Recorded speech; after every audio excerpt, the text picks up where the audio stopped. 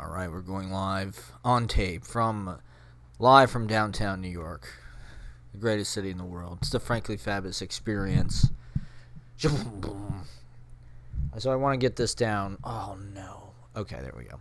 I want to get this down while it's kind of in my.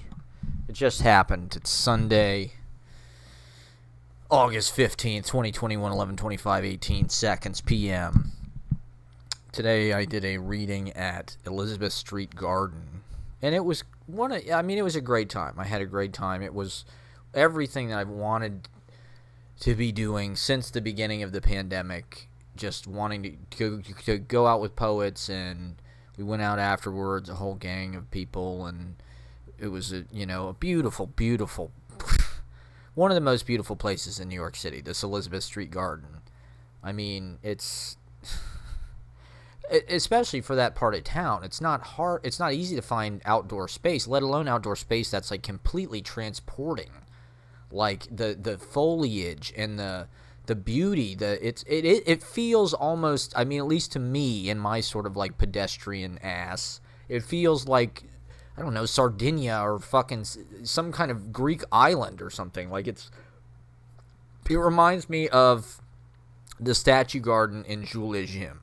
The one that they go to and they see Jean Moreau's face, Catherine. They see her face, and that was like a premonition of this, her coming into their life. It feels like that. That's like, it feels Mediterranean to me in a weird way. And earlier this summer, I've talked about it. Gerard Malenga had a reading there that I missed. I'm still kicking myself because that's right near Little Italy. I mean, it was Little Italy. So there's a little bit of that kind of cultural, and it's a local neighborhood place. So they booked this reading with McNally Jackson, and it's cool. I mean, it's a great event. They have a big social media following. They have like a big Instagram following. So I think that's how they kind of get the word out, because it's really not establishment poetry people at all. A lot of people, it's their first reading they ever do. So it was cool, but it felt a little bit like, to be honest, the vibe that it was most similar to of all my poetry experiences, and this is not a critical judgment, it's more just like a sensibility or whatever, was my undergrad poetry workshop with Henri Cole. Like, there was a lot of strong work, but it was all pretty traditional. And I mean, me going into this, first of all, they just let us know really late. I didn't get an email till yesterday at noon that I was going to do it. So I had, oh God, come on. I had, damn it. I had not that long to prepare, really. Come on, baby. Maybe it's just God telling me it's meant to be a podcast. God, this is such a good start. I don't want to start over. Come on now. Come back. There we go. Come on now. Don't do this to me. Goddamn Leo season. I hate fucking Leo season, dude. That's alright. This is just like, we're bit crushing it. This is like lo-fi. There we go. Okay. After what happens, well, like I said, it was just really late notice, and the whole thing was like, there's a theme, and the theme is myth, and so, like, I don't really have a lot of stuff that pertains to that, and I don't know, for whatever reason, I got it in my head that I was going to read something that was, like, a little more traditional or something. The one poem I have that, like, specifically pertains to, like, myth that, like, sort of works, or it's what I submitted in my packet to, like, apply for this. So I basically read, in fact, I did. I read what was in my packet that I sent them, exactly. Which, like, is not what I would choose to read by any stretch of the imagination. I just thought, well, there's this theme, so that's kind of interesting and sort of a poetic challenge. Like, what would I read on this theme? So I read this poem from Columbus from 2010, One Nationwide Plaza, which is the thing that I finished second in this fucking contest in Columbus with. And to be honest, it rewards spending time with it. It's very, like, densely woven, and there is a lot of intelligence in it. It's not bad. It rhymes and shit. But I thought it would work for this because it's like, It's a little more traditional. It's a little more classical, and it's pretty good. It spoke directly to the fucking theme in a very like kind of cheesy way. So I thought people would like it the best. And then I read my Because the Night poem, because that's just kind of like the poem that I think it's a poem that I want to read to people. It's a downtown poem. It's like about a park, so it kind of relates to the setting. And I do think I don't know, for whatever reason, it's the piece of work I have that like I want to show people. And like it sort of has to do with the theme, the myth thing. Like you could read that in a lot of different ways. And so for me, it's like the downtown myth making. There's characters, the village, that's part of the village. People like Joe Gould, or the whole Maxwell Bodenheim thing. Or there's something very sprightly and mythical about the West Village, the greens, Washington Square Park, the river, just the whole thing. And that includes Soho, and that includes East Village and everything. Like it's a magical kind of fairy place. So it's a mythical environment where there's sprites and spirits and all kinds of energies and gods and myth. You could read that a lot of different ways. Like mythology, right, is one thing, but just like myth it could be lies, it could be Mythbusters, it could be so to me these poems are sort of myth-making, modern characters. So I read that poem, Because of the Night. And then I read my Richard Hell poem, which people like the best, actually. I was shocked. And that's sort of about, celebrity, or once again, sort of myth in the modern world, right? I don't know. That was my fucking... how I don't know. I have poems that refer to, like, Orpheus or something, I guess, but I kind of put myself in the box a little bit and kind of was out of the box a little bit. And in retrospect, so it was late notice, and I don't know, I got it in my head, like, I'm not going to smoke beforehand. I'm going to go, because this reading is like very classy. I don't know. It's McNally Jackson, and it was 12 to 13 or so people, I think. And it was, a lot of serious writers and earnest and trying to write with like emotional power and blah, blah, blah, blah. And so I thought, well, I can't read my fuck around kind of like diary New York school shit. I need something that's like a little more, I don't know, Robert Loud. Well, this first poem, this One Nationwide Plaza, I think is very influenced by, I was reading a lot of Elizabeth Bishop, and then I think Auden, maybe. And then maybe a little bit of Ashbery. There might be a little bit of that, if you can believe it. There's things about it that I still do even now, like the way that the words, kind of the interior rhymes and stuff. That's something I was doing even then. It kind of has a little bit of an Edwin Denby thing, like it's a sonnet, and it's kind of got that diction. But it's about business as that's, as I spent time with it before this reading, I started to remember what I was thinking when I wrote it. And it's like, it's about, like this cliche, right, about how the tallest building in a society indicates what its ethics are. So, like, in a village, the tallest thing is the church steeple. God is the highest thing. So what's the tallest thing in our society? Well, it was office buildings. So the point of this poem, One Nationwide Plaza in Columbus, Ohio, Nationwide is the big employer. It's the big business. It's the tallest building. It's God. Capitalism as God. And I don't know. It's like, I don't know what I thought was going to happen. I thought it would just work. I thought because I'd be sober and I'd just read it and, like, it would be good. I don't know. And so I wasn't thinking, like, oh, I'm going to go balls to the wall on this. I don't know why I didn't read more stuff that, like, I wanted to read. I guess I should have thought about that more.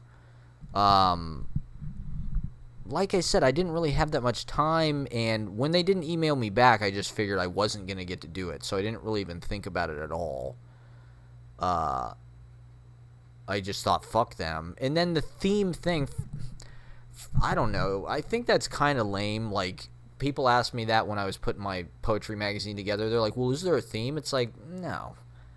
I think that's lame. You don't need a fucking theme. Like, if that's your, like, theme time, right, there's obviously needs to be a theme. That's cool for them. Or like Lotham's Quarterly, it's a theme. That's cool. I'm not against that totally, but for my poetry magazine, I don't want, like, oh, send us, like, who the fuck, like, who's got a poem about myth? I don't know. I don't just have that. I don't want to write to, like, order or something. Like, here's what I have. Here's the work that I have that's good. It was interesting, and I see the value in it. It was kind of cool to see everybody present on the same thing, so it had recurring. I can see the value in it, but I just wouldn't really do it personally, probably, at least not unless that was my focus. And it, like I said, it kind of took me out of, I didn't even think about reading anything new. I just thought I'm going to play within the theme. So, I went deep on my set list. I played some deep cuts, some rare, never played before, never played live. That's the way I was looking at it. I wish I would have gotten high in retrospect and just had fun and really went for it, because the audience would have gone with it. They would have loved it. I didn't really, like, a lot of the readings I do, I kind of stand out, right? And I'm not saying, it's like an energetic thing. And I'm not saying that didn't happen this time. Like, I think I held my own. People were complimentary afterwards, and, like, they liked, like I said, they liked my Richard Hell poem, and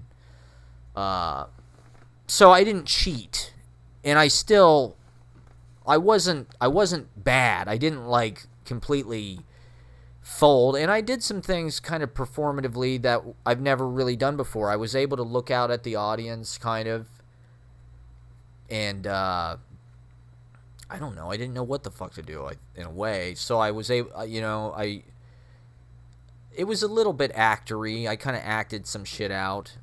There was one guy in particular on the bill that I think most people thought was kind of the most powerful. I think this guy Nick maybe was his name, and his stuff was like, it was good. It was very, like, it had an edge, and it was cool. It had a little bit of a cool sensibility, like, but it was just very it was powerful emotionally, sort of. I mean, not like people were crying, but it was like, but it was also kind of cliche. He was good.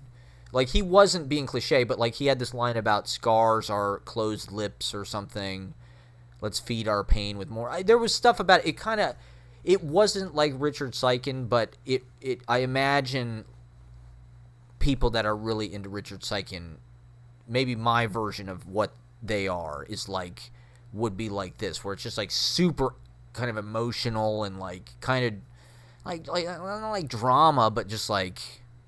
And the dude was cool. I talked to him a little bit afterwards, and he had some really interesting things to say. He kind of reminded me of this guy Eric, who used to read, where it's just like, okay, this guy's a cool person. He's like a dad, and he's a strong writer.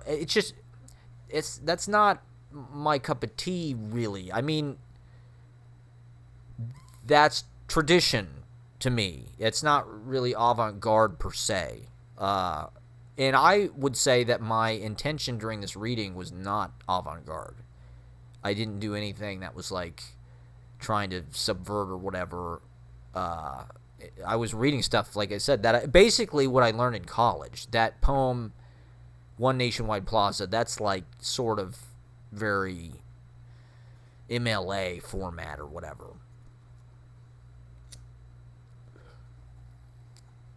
So, I don't know. I spent the last couple of days putting books together. I put together about 8 or 10 books. the 2-page Satori laser, which is easy. I can give that away, no problem. It's just 2 pages, right? It's 2 sheets of paper. Like, if I can get my poetry in people's hands, I care more about that. And so I made an announcement during my reading, like, I've got these freebies. I forgot to bring the folder up. I always forget to bring something up with me. But I said it, and I like I said, I didn't bring the folder, so I didn't like be able to hold it. But a bunch of people came up to me afterwards asking for them. So the point did get across. I think that was part of the reason for me to do it, was just like sober, to like, because to be honest, like, and this is gonna sound insane, I don't know if I have performed sober in any way in like since I started doing this, to be honest, like a decade maybe. Like, I've pretty much been high at every show I've ever done. And not only high, but, like, as high as I could possibly get. So, I didn't feel like I needed it. In fact, I felt way less nervous. But I don't know, after the funky energy of the other day, I was so emotionally gutted this whole weekend. I mean, Jesus Christ, I've had this crazy, like, anger. Or not anger, just, like, I feel like, I don't even know. My adrenaline is super jacked or something. I have no idea. But, like, I just feel raw and fragile. Like, it's been so long since I've been touched. Like, I just feel, like, deprived. I mean, I feel like that's a kind of starvation. And I need, so, I've just been emotionally off balance, sort of like the KGB bar reading. And so, I was bringing that, I wasn't in a super good mood to begin with at the reading. So just to even get up, and there's a good crowd there. That's what's so amazing about this event. It's like in a beautiful place, good poets, and 50, 40, 30, 40 cool, stylish. I mean, I suppose it's probably touristy, or like, I think most people find out about it on Instagram, honestly. I think that's the common factor. I think that's where I saw it. I saw it on Patti Smith's Instagram or something, because her daughter did it. Patti Smith's daughter did the reading a few weeks ago. So that's how I found out about it. And I signed up, and they booked me. And I kind of just didn't want to screw it up, to be honest. Not that I was any kind of knockout, really. But I did good. I think people changed the way they were reading after I went up. So I do think that, like, I changed the energy. I didn't really push as hard as I could. I really just, I kind of fucked up the reading a little. I wasn't totally connected the whole time. But there was some nice moments. There was some really nice moments. And this one guy I met afterwards who was super cool, Tony, he said a nice, well, first he said, did anybody ever tell me I remind them of Owen Wilson? Which, like, yeah. But his point, and he kind of clarified, or, he kind of said, or articulated, it was more about just, like, the way I use my voice and kind of, how the words go through it in my reading. So that was good to hear, because I'm very self-conscious about my reading style. Particularly, one of the reasons why I did this sober is because I don't know if having all these herky-jerky emotional things helps the listener understand. I feel like if I just read it without doing anything, they'll understand better. They'll hear it better. So that's the main reason why I was trying to do it.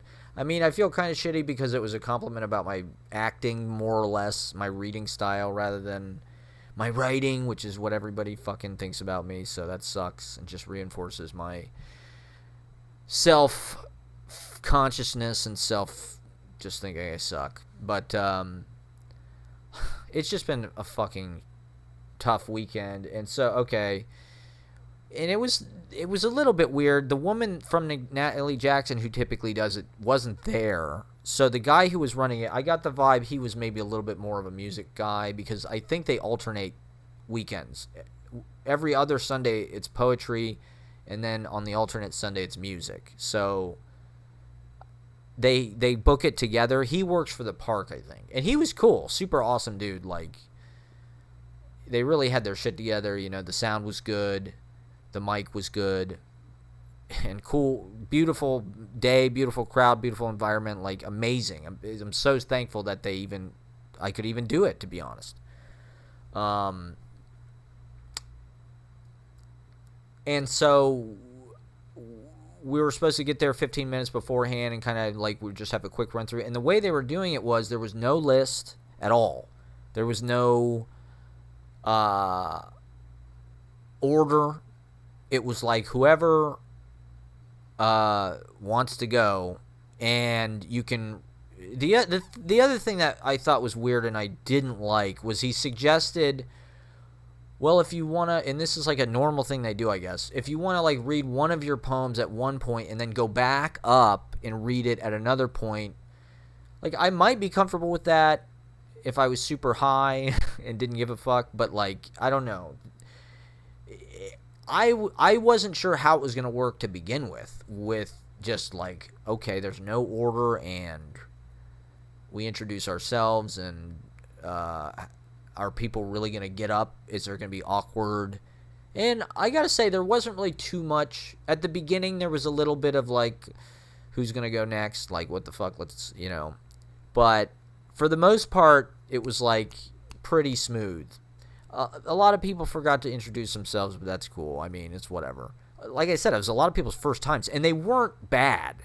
There was nobody that was like some kind of just like really shitty, like way off calibration, offensive or something. It was like a lot of it was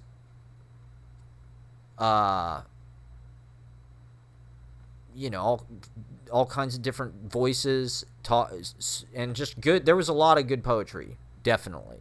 Like, I wish I would have pushed harder, to be honest. I wish I would have just did the thing rather than like try and be Academy American Poets or whatever, because that's just not my thing. And I kind of just, I don't know.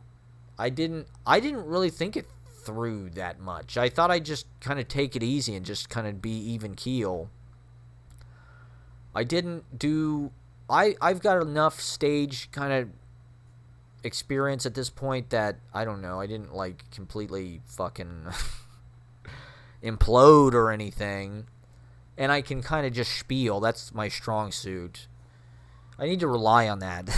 I need to rely on my flair moves. My drama, my acting chops, my spieling, my bantering. Fuck the poetry. I can't do that part.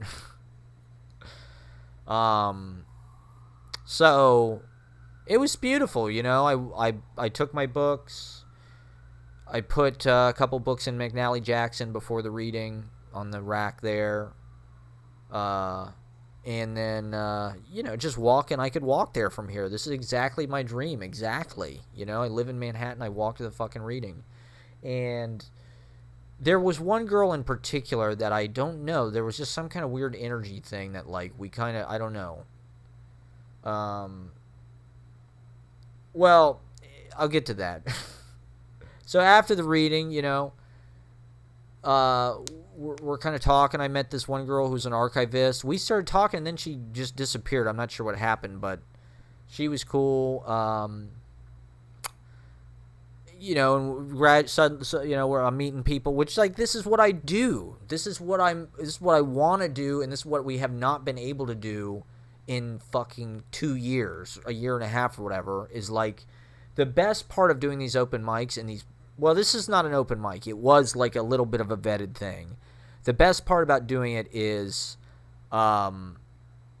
you see everybody, and there is like a camaraderie to the people that read. It's like, hey, I liked your stuff. You feel like you're a group and you did kind of a thing together. So there's like just a spirited kind of convivial group feeling. And it's a one-night thing, which I also think is special. These poets, all equal, we all read about the same, and we all contributed, and it's like a circle We shared this. I think that's good. I mean, I would love to have featured readings and shit, but I also think it's cool to just have a non-hierarchical. You have 13 people read, or 12 or 15 or whatever. They do one. I mean, this was 1 to 3 poems. Mine was 5 minutes about. I timed it beforehand, which I didn't think was too much, but I probably could have done something maybe a little bit shorter. I don't know. I didn't have that much extra time. I didn't want to, go over 5 minutes. With that many. Well, the email said the fucking reading was supposed to start at 4 and be over by 4:45 or 5, which, like, Jesus Christ, they got 13 people, like, okay. But if everybody reads for 5 minutes, like, we're already way over that, which, thankfully, I mean, that's not what happened, but, so we're kind of, like, after the reading, we're all, like, kind of, hey, I liked your thing, and talking and this, and, well, we're going to go out to eat. We're all going to go out, which, yeah, this is exactly what I've been wanting to do, This one girl's pieces in particular I liked, because she had these really short poems, and they seemed kind of funny, and I liked that she understood that she could just, like, leave it there. That's something I can really relate to, and it felt kind of quirky in New York school, right? And, so I thought a bunch of people were going to do this. Finelli's Cafe, which is on Prince and Mercer, I think. Fucking, I've been wanting to go here. It's in Soho. Been wanting to go here because I think it's in a Jack Michelin drawing or something. He refers to Finelli's, or he has like a drawing of the sign. The sign's kind of iconic. It's like well, maybe not iconic, but it's like a neon red. It's on the corner, and it's just fucking beautiful. And they got a patio, and it's just a cool old school kind of divey type place. I think it's been there it's one of the oldest places in the neighborhood, I think. It could have been there for, I don't even know, 80 years maybe. So I'm like, yeah, this is fucking sick. All these poets, this is what I've been waiting to do. And I didn't really get to do it at KGB that much. And the festival, the festival was awesome, but it was also like, I don't know. We just didn't meet that many people for some reason. I guess that was... Nobody approached the table, really. I guess that was our fault, but...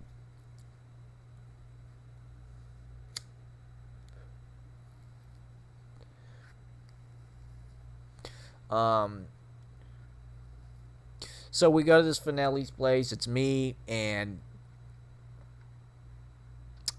this Tony guy, and then this other guy, well, maybe I shouldn't say his name. And then this girl, she's from South America. And I don't know, we just had some kind of weird, we were making all this eye contact that was like nonverbal and just like looking at each other. So I'm like, there's something going on here. Like, this is awesome. Like, this, yeah. Like, I was hoping something like this would happen. After getting my guts ripped out on Friday night and just, like, getting, like I said, being emotionally raw the whole weekend. And the reading, I'd say, I'd give me probably, like, a B minus, C plus. I'd give myself, like, an 80. I mean, it wasn't bad. Maybe like an 85. Like, I didn't fucking crush it. And most people probably just thought, I went up barefoot because it was in the garden, right? And it's grass, so I like to polarize and what do they call that? Earthing. I like to do that. Because I'm never around grass, right? Because of fucking New York. And I live on the 4th floor. And so... I just thought, I'll take my shoes off, and I didn't want to put them back on, because I was like, even though I took my pizza socks, those probably would have been great on stage. And barefoot was a little weird. Maybe it was a little bit too letting it all hang out. Certain people, I think, liked what I did, and then, I don't know. Like I said, a lot of people came up and asked me for books afterwards. And I did actually get rid of all my books. I think I took 10 of them, maybe. And I got rid of all of them, so... I autographed one for this girl. I inscribed it. Unfolding in Elizabeth Garden. So, I don't know. I mean, this is what I wanted to do. This was my thing. I want to hang out with poets and pal around with poets and do a reading and go out after the reading and talk about poetry and film it, hopefully. And I sort of was breaking new ground. I did manage to film some of the stuff that happened, so I think I should be able to make like I'm getting more toward what I want my show to be, right? And the one girl was somewhat inviting to the filming, which I thought was cool, and I thought that was a good sign. I was like, okay, she like, when I put the camera on her, she doesn't like go, whoa, what are you doing? Or like, please don't. Like, she kind of is, you know, she performed a little bit, which was cool. And so we're talking, and like, it was just great hanging out with everybody, you know, like talking about poetry, talking about music. This one guy is a jazz musician. I'm gonna go to his gig on Avenue B on Thursday.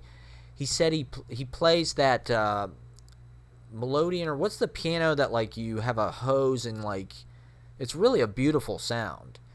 He plays that and he sings, and it's like a trio. I thought that he said he was like the Chet Baker with this piano. I thought, okay, and a lot of the music stuff he was mentioning, I wanted to check out too, like just artists or whatever, singers. And we're all writers and things, so like, but you could also tell like they were maybe not quite as used to just like talking about poetry and living poetry and because, you know, to be honest, most of our lives in this country, poetry is not a part of it at all. It's like some really unusual, weird, rare thing. Your average person doesn't come into contact with poetry ever, really, in their day-to-day life. Maybe on the radio or something, or on the subway, I guess. Google uses fucking poetry to sell their shit. Oh, this one guy had a great idea. I was talking to this guy after we went to Washington Square, and he said that restaurants should have poems on the menus because he said it'd just be before you eat. You know, it's just a nice kind of clarifying. I thought that was such a great idea. It's like a prayer a little bit. You know, it's secular. It's something you'd read. And he said it'd make it more appetizing, reading a poem beforehand. I was like, yeah, you're fucking absolutely right. I think that's a brilliant idea. Put poems on restaurant menus. I guess maybe they wouldn't want to distract people from looking at the menu and wasting time with that. They want to read about the food. The menu is a poem, let's face it. The ingredients, the dishes, it already is a poem. It's a found poem. Maybe I'll do a book of menu poems. Every restaurant I go to, I'll write them a poem that they can, in exchange for free meals. I'm an influencer. I'll write you a poem, put it on your menu, and I get to eat there for life. Name a sandwich after me. The Frankly Fabulous. What would the Frankly Fabulous sandwich be? I mean, I'm a Reuben. It'd probably be a foot-long hot dog. Oh, the Frankly Fabulous. It's a foot-long hot dog. I don't know. Maybe that can be a viewer write-in contest. What is the Frankly Fabulous sandwich? Cheesy, I guess, or hammy, definitely. Hammy and bitter. Smoked ham. It's got to have some kind of CBD, or just put some THC in it. Can we make it an edible? Can we make the whole Frankly Fabulous sandwich a fucking edible, man? Put some shrooms on it.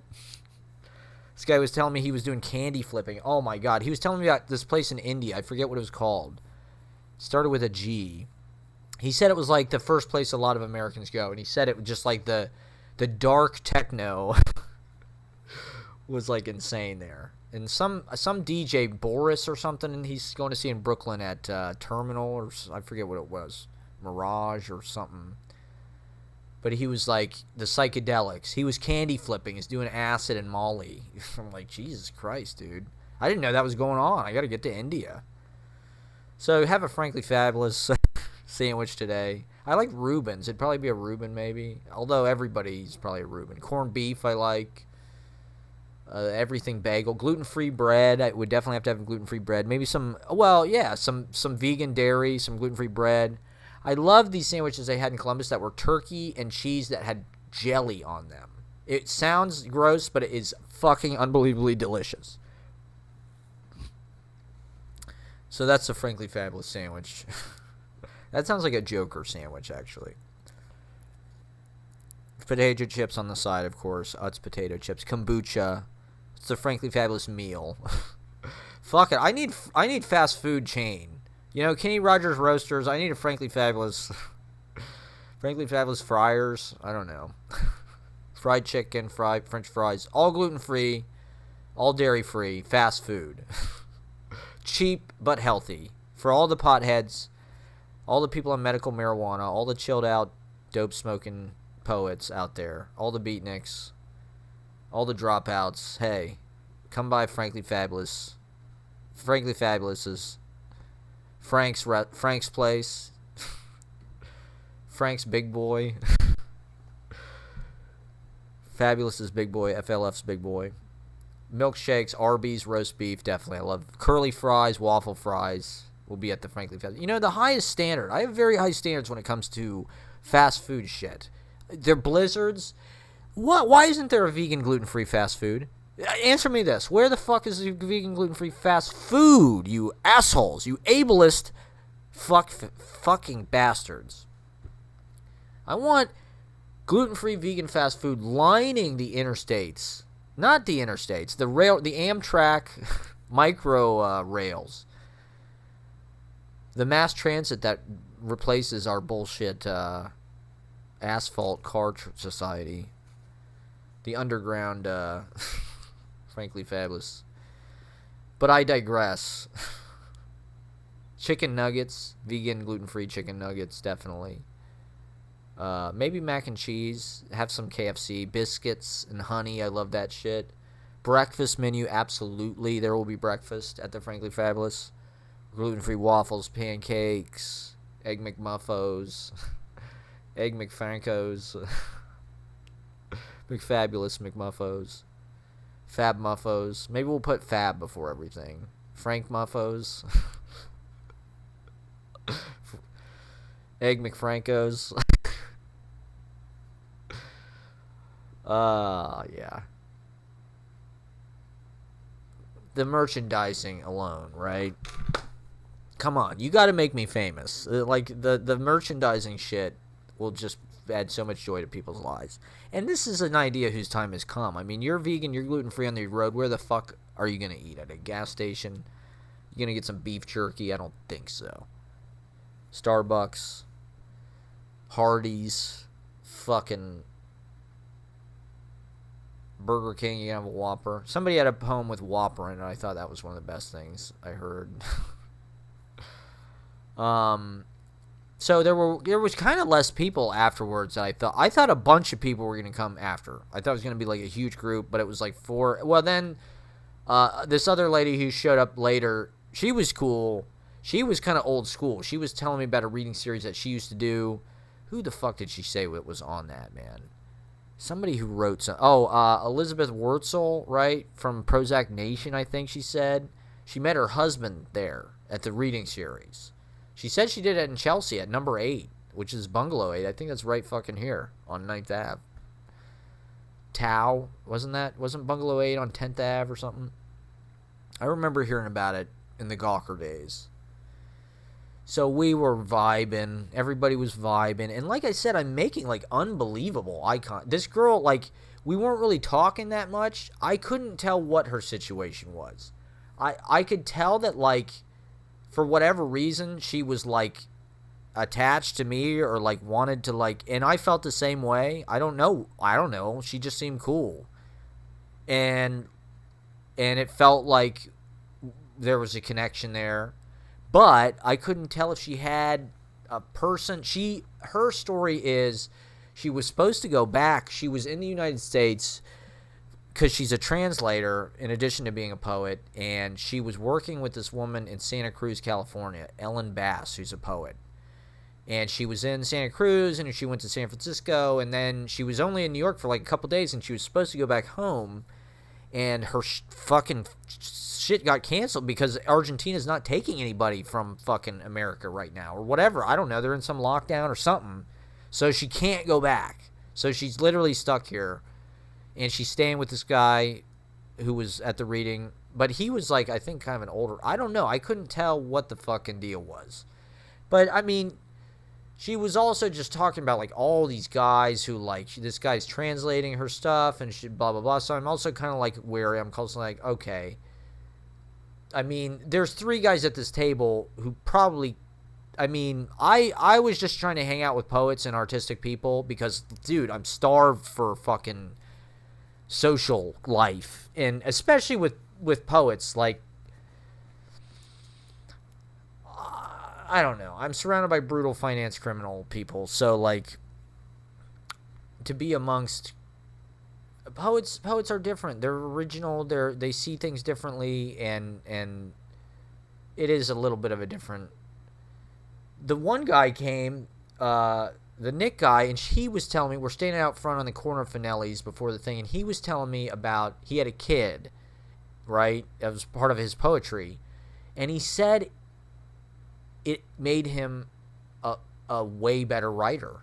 It helped his writing is the way he framed it. Contrary to popular belief, which is that if you have a kid, your art will die because you won't have any time. He said his writing actually, he said that it just inspires love that you didn't know you had, and abilities and like things that you consider, things that you have to take care of, that you do. It brings things out of yourself, right? He said the way his sentences changed, right? The shape of his sentences, like, because his whole fucking it changed him, right? So it made him a better writer. I thought that was an amazing. You could tell that guy's a poet, and that's his power, is like, you know, he's able to see that kind of shit and express it, and, you know, more power to him. But that's not the only way to do it, right? And so he had to head out early, I guess, and you know, so it was just us 4, and then the one lady showed up, who was cool, super cool. And I'm talking to the one guy about music a little bit. I talked about my book. This I just finished and published. I didn't really take that many copies, but 1 year. This is like a piece that I had done in 2017, 2018. Maybe I'll read it or something at the end. But, you know, we got to talk a little bit shop, right? But, like I said, I couldn't tell what her deal is. She was sitting directly across from me. And, like, I could tell she, like, was kind of trying to... She was tethered to me for whatever reason, and I liked that. I wanted to get to know her better. Honestly, I would have liked to just talk to her about poetry, to be honest. That's all I fucking wanted, but because she's a translator, and that's I liked her work. I thought it was strong. To be honest, I thought it was probably the strongest work. It was the work that and not just because, right, of the fact that she's this hot girl from Argentina. Like, it was, I liked the short poem, and they had a lot of, they were substantial, and I liked that kind of offbeat approach. The other stuff, while it was like dramatic and kind of like ravishing and had a lot of integrity and substance and style, even, it wasn't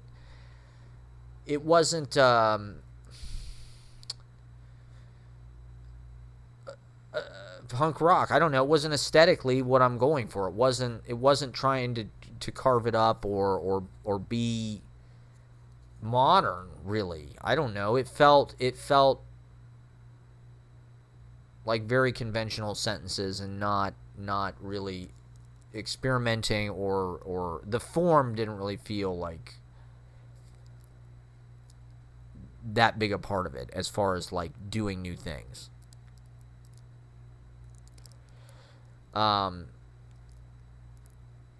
Whereas her stuff kind of had a little bit of that. It felt like, you know, I would have liked to read more. We were talking afterwards. She said her book is coming out. It's called Animal Therapy. I thought that was dope. It's in the interview. I don't know if I'll get to use it or not, but we'll see. So she's sitting next to this guy, the Chet Baker guy with the mouth piano.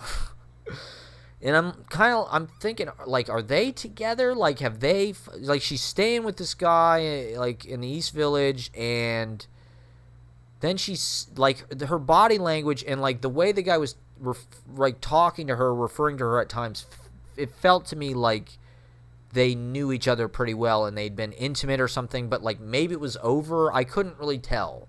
Like I said, I couldn't tell.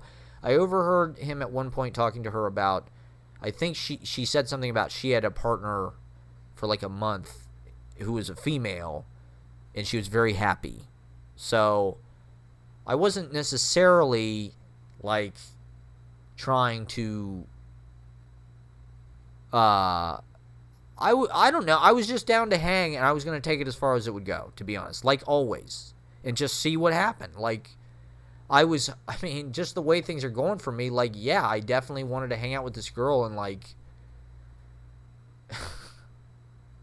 have just get to know, because I'm lonely. I'm not lonely, but goddamn, like, I would like to have some affection and some intimacy in my life. I'd love to have somebody come to my apartment and, like, talk poetry, and, like, we could spend a lot of time together. We could. So gradually, like, we talked about maybe we're going to set up a reading, and we exchanged information, everybody at the table. We had a great time. Nobody was really drinking that much. She had a Corona, but nobody else really, not that that's important, but, we hung out for probably an hour or two, and it was great. I had a fucking awesome time. I had a blast. But I wasn't really talking to her that much. I just kind of knew, I don't know, I just kind of knew, I hoped that we would hang out, and I kind of thought it would happen because of, like I said, at certain points we just stare at each other. I haven't done that in a while. But, so anyway, gradually people kind of drop out, and I don't know how the fuck this is going to go down, but knowing my luck, I don't know. I didn't think people would just excuse themselves and we'd end up isolated, which actually is what ended up happening. My one friend, Tony, he had to head out, so we exchanged information. He said goodbye. And then, the mouth piano, sorry, I don't mean to be rude, but there was, like, I'm standing there, right, on the fucking outdoor dining platform that the table's on, and they're right here on the sidewalk, and they're having some kind of exchange that's, like, clearly personal, and they know each other, and he's kind of being quiet, and she's listening, and it sounds kind of like, not a goodbye, but like some kind of weird, we're not going to hook up anymore or something tone to it. I don't know what the fuck was going on. But it also seemed like she was sort of down to hang out, and I didn't know what that meant or why. I hoped, like, I'm not a sex fiend that's all I care about. Like, to be honest, I just desperately would love to get to know a good poet, I'll take any chance I get. I don't know why it's so hard to just, like, isolate and have, especially with women. I don't know. They just won't allow themselves to go that deep in with it. Not to complain. So anyway, he talks to her for a second and says, and he's cool. Like, me and him are cool. I liked him. Like I said, I want to go see his band. Like, he's an awesome dude. And his band sounded good from what I saw on the internet. And so he left. He said, all right, see you later. So it's me and her. I didn't really expect that. I thought, it's my FR, my field report. I did not expect it to be that easy. It never is. But not that anything happened. Like, of course it didn't. But, like, I thought she would go home or something, probably. She was like, oh, I'm kind of tired. I live in the East Village. And I was just like, I just made it clear that, like, I'm down, right? Like, I can walk with you for a little bit if that's cool. If you're not into that, I'll go home. That's fine. And so he was going to head back to East Village, and she was just kind of like leaving herself open, and it was clear that we were going to go off together. I don't know. The guy was cool about it, surprisingly. He didn't seem like trying to hang on or fuck me up or anything. He just, he said goodbye, he left, and so we were walking, and we had kind of a fun rapport. I don't know. She was very, like, kind of playful like me and performative, and so, like, and role playing. You see a little bit of that in the video, like, just having fun. And so we walked up Prince Street. She said she wanted to go to McDougal. She's like, what's the street with all the lights on it? I forget, did she say Cafe Reggio? She said Cafe Reggio. What's the street with Cafe Reggio? And I'm like, oh, McDougal, which is my favorite street. So I'm like, perfect, like, we'll go up McDougal, go to Washington Square, right? That was probably my mistake. I shouldn't have gone to Washington Square, because that's where the Dildo Candle poet was. But I'll get to that. So anyway, we're walking up Prince, and we're talking just about, I don't know, because I'm nervous, right? Like, I don't know, like, a little bit. I'm trying to be cool, I'm trying to be positive, I'm trying to be buoyant, but I'm also trying to talk about poetry and be smart and fun and playful and blah, blah, blah. But I'm also just being, I don't know, probably like a little bit of a submissive fucking kiss ass, because, like, she was complaining about her friends. She said that she invited all these people and none of her friends came. And she was kind of using me because she knew that I would just, like, sympathize. And it's like I wasn't even there, to be honest. When she was talking about her friends and how they left her, it was just like she was just using me for pity and, like, to just feel sorry for herself, really. Which, like, I can relate, because as we know, I had this fucking social media post on Saturday that was, like, self-pitying and, like, none of my friends came. I haven't looked at it. I can't bear to look at it. I probably won't sign in my Instagram account for, like, 6 months, because I'm afraid. What I'm afraid of is if I didn't get as much adulation as I would have liked. It's not that people don't support me. Like, there are people that are supportive, definitely, and, like, there are even people that like what I do, but it's just people don't like my posts, for one thing, and people definitely don't. I mean, the one person I will say is my buddy Eli. I should have made that clear, but, like, my buddy Eli came to the KGB reading, he filmed it, he took pictures, like, that meant so much to me, and he came to the fucking show in Oakland too, so he's really fucking supportive. That's cool. I didn't mean him. I meant everybody else. And nobody came to this fucking reading either, so fuck them. Not that I gave a shit. I don't care. There was 40 people there anyway, so, like, I don't need my friends to come necessarily. Maybe that's why nobody shows up, because they can feel that. But she was mad. It was just kind of, it was another thing that we had in common. It's like, I've been kind of pissed about how none of my friends come to stuff. But also, I don't know, I was just getting the vibe from her that, like, she gets a lot of attention. She probably has a lot of male, she's got shades of my old friend Poet, who just, like, she wants a lot of attention from people, and it doesn't mean as much to her. I don't know. She's playing all these different guys, right? So we're walking up McDougal, and she kind of can tell that she's just, and, like, I know that this is, like, chode behavior to, like, not stop her and, like, make it about some kind of, like, I don't know, something else, but I'm just kind of yesing, and I just want the interaction to stay moving forward and positive, and the energy. And then, so we're walking up McDougal, and I start filming it. I'm like, I want to interview you. We're walking down the middle of McDougal Street, which I thought was cool. That was her decision. I was like, yeah, sweet. And I'm sure she's got tons of dudes that like are in love with her. To be honest, that's what I mean. I think that's why I was a little bit like, okay, I'm not falling for this, because I'm sure there are tons of literary dudes. Like she was talking about this guy that translates her, and like he doesn't do a good enough job or something. She has to like adjust it and shit. And so like I don't know. I got everybody else's Instagram information, but I didn't get hers, so we didn't actually connect in the end. But I did see it through the other, and she has like 2,000 followers or something. So like, she's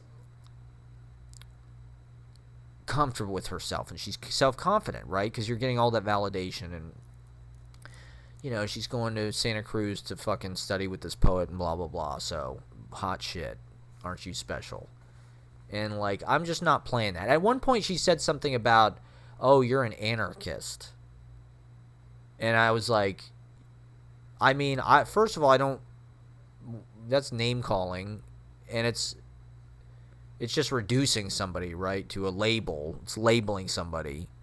I guess I'm an anarchist. What it sounded like she's saying was like, I think it was because I was smoking a lot of weed. I started smoking at the bar.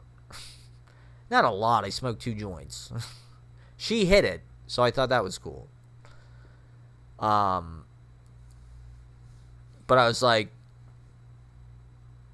I want to interview you, like we'll talk about your book. Well, first I asked her, like, do you have a book coming out? She's like, yeah, it's coming out in October, I think. It's called Animal Therapy, which I thought was a great title. She said that's like with autistic people, they like pet horses and things. They ride horses. It's like therapeutic, right? So her book has, okay, fine. Aren't you so fucking serious? Like, in a certain way, that's not what I'm trying to do. I like the title. I think it's cool. Maybe I just hate poetry. I don't know. Maybe anything that actually is poetry, I'm just like, I don't like that. I just like the form, I guess. The fucking poetry shit is kind of, I don't know. It's corny.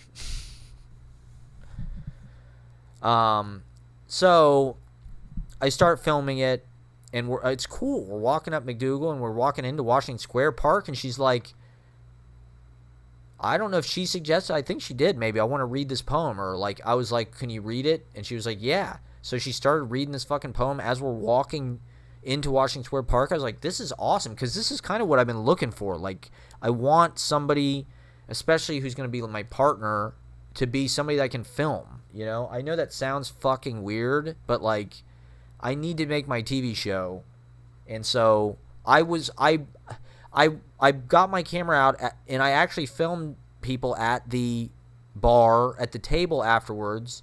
And the one lady was vocal about, oh, don't film me. I don't want to be filmed. And so I didn't, respectfully. I appreciated her letting me know. And it was kind of cool, because I filmed around kind of people's faces and things, which I thought was kind of a cool solution. It kind of, because you could still hear it. I thought that was like kind of the right, maybe that's a future for me.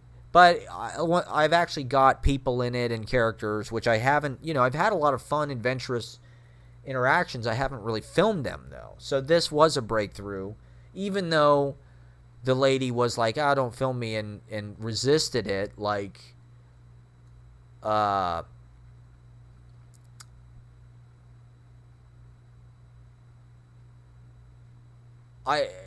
just think that's what I'm trying to do, is avoid that reaction, right? That's why I try to be low-key about when I film. With this, I don't know. I'm not sure what was different, but the one girl was super comfortable and seemed to like be into it. Not into it really, but like she like did stuff and looked at the camera, and like it was cool. Somebody told me I had like a TV broadcaster. Where was that? Somebody told me that. I don't remember. That happened too. I'm kind of just throwing everything back as it kind of comes out. So we're walking up McDougal. I'm filming her. She's reading her poems. We're going to the park, and it's cool. I mean, like, it was a little. I thought my questions were okay. We talked about mistranslation. I'm like, what do you think about mistranslation? She's like, it happens. I correct it. What do you think? And I was like, I insist on it. I don't know. Maybe that's when she called me an anarchist. I think she started to see, like, okay, this guy's not really about quality. He's about being a slob or whatever. That's what it felt like was the moment. I don't know. And so then what happened, right? I was hopeful. I was having a good time. I was like, to be honest, it's kind of hard to believe that it got fucked up so fast. But anyway, we're walking around and we walk into the park and there's these circles on the ground, right? And like one of them right by the west side of the fountain as we're coming in says bad luck spot. And we're like, fuck that. Who even put that there? That's a little weird to me. And then we walk over and there's one of these guys, right? I'll give you a poem guys, right? With a typewriter, and I've seen him before, and there's a circle near him that says poetry spot.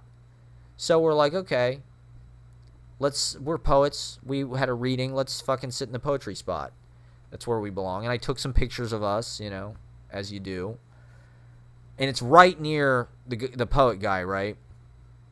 And I'm like, we should do that. We should, because this girl, I don't know, she seemed like she's a kind of, I don't know, she hit me more like kind of a street punky DIY person at first, but I'm not exactly sure if that's really who she was. I don't know. I'm not sure.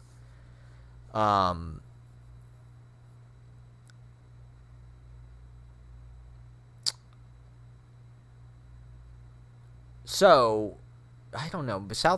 My other friend who I met at a reading at How Happening is from South America. Maybe she's from Argentina. She's like a Blake scholar, and she's really and she came to New York for a thing, so it kind of reminded me of that interaction. And it's like they're like a little more, well, because it's a different language, I think somewhat the postmodern kind of like language poetry or like anti-grammar or like alternative grammar or like trying to fuck up the syntax, like if you're already reading in a second language, like that shit's gonna not really make sense to you, partially because it's playing against like the default and like, you know, the standard that we are all so used to. It's kind of like bouncing off that and kind of undoing that and like working away from that. And so like this girl, like she's not into mistranslation, like she's trying to get the correct translation. I met somebody like the other day that had a similar attitude, and that's just not me. I like the mistake. It's about the mistake. The glitch can be way better, and all my shit is kind of meant to sound glitchy, to be honest. That's my vibe, really. I mean, that's not what I read today, but the part that worked was. And so I don't know, I find with people like my friend in Paris was kind of similar. Like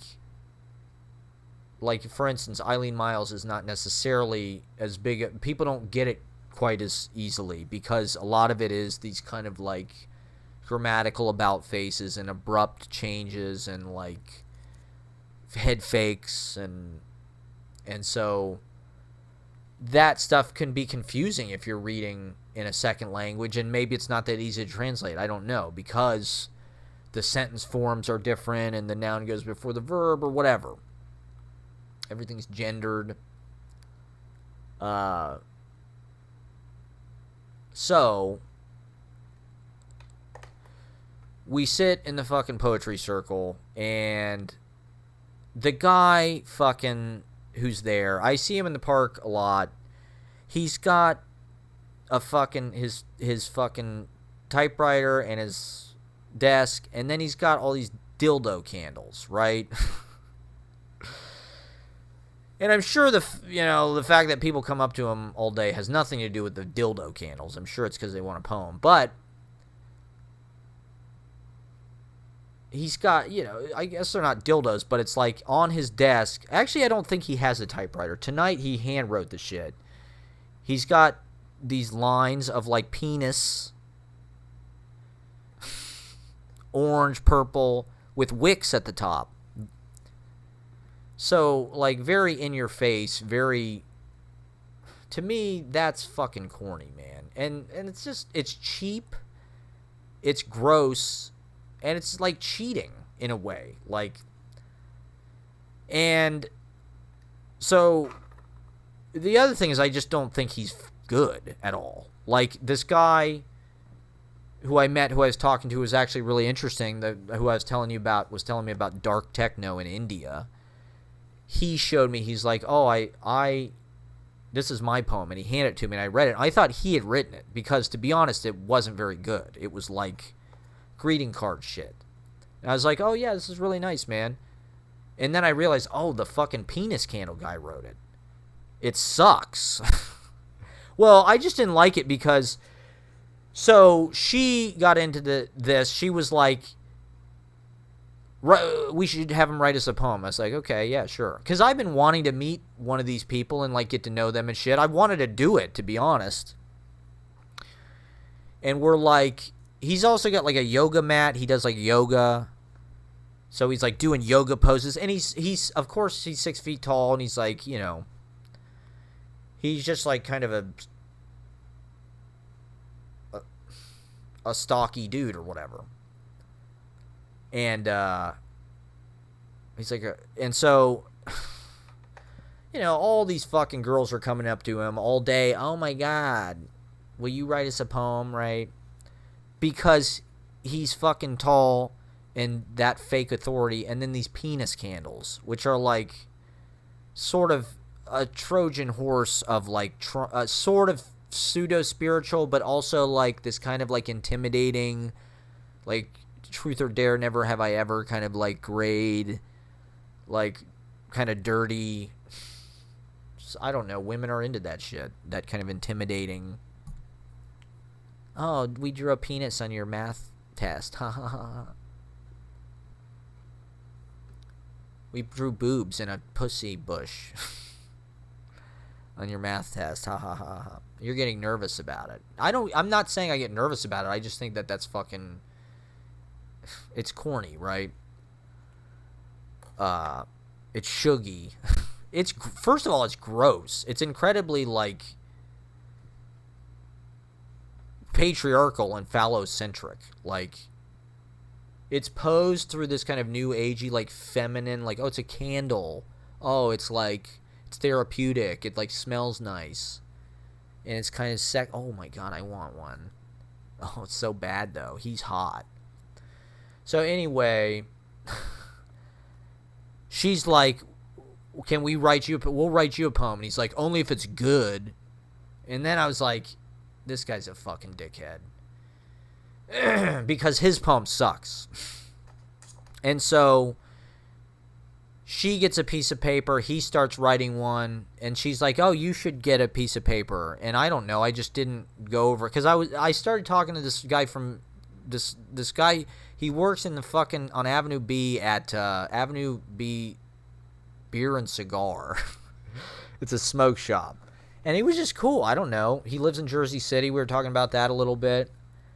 And so, I don't know. She just started writing in the poetry circle. And I didn't want to interrupt.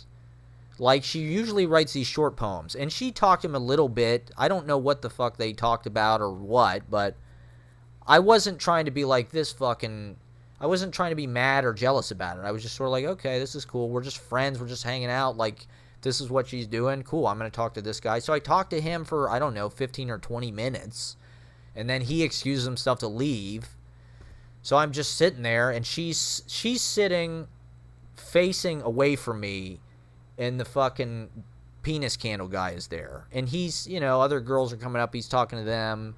He's doing yoga. There's fucking some hipster fucking Gen Z person who's doing yoga next to him. So he's got a cool thing, right? He's got 10,000 fucking Instagram followers. Woohoo. He's got chicks coming up to him all fucking day, every day. Good for him. Like, he sucks. His poetry sucks. I'm sorry. So, just like, what is the thing that, what would be the best case scenario for me on whatever's happening between me and this girl? The coolest thing that could happen to me in my personal, what I wish would have happened, would be that I would write a poem to her and she would write a poem to me. That would have been so cool. And here she is doing it with this other guy right in front of me. And she's working on this fucking poem forever. She didn't even look at me or say hi to me. I mean, whatever. That's when I got the impression, just like, either she thinks that I'm like weak and she just wants me to leave because I'm just like a hanger on, or just like she does this to tons of guys where just like, okay, this guy's in love with me, like I can treat him like a fucking dog now. And it's just like, that's not who I am. Like, I'm not, I know a lot of poets. This chick isn't anything special to me, you know, like, there's a lot cooler people out there, believe me. And so, and the fact that she took this guy seriously and was like drawn into him just made me be like, this person doesn't know what the fuck they're doing. Like, because this guy is not any good, and just like his act is so fucking obvious. That's what frustrates me about all of this, is like these guys are just like, there's nothing good about what they're doing at all. It's just fake. It's catnip. That's all it is.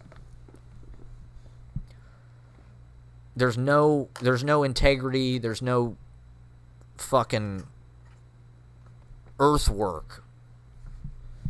I've been doing this for a long fucking time, right?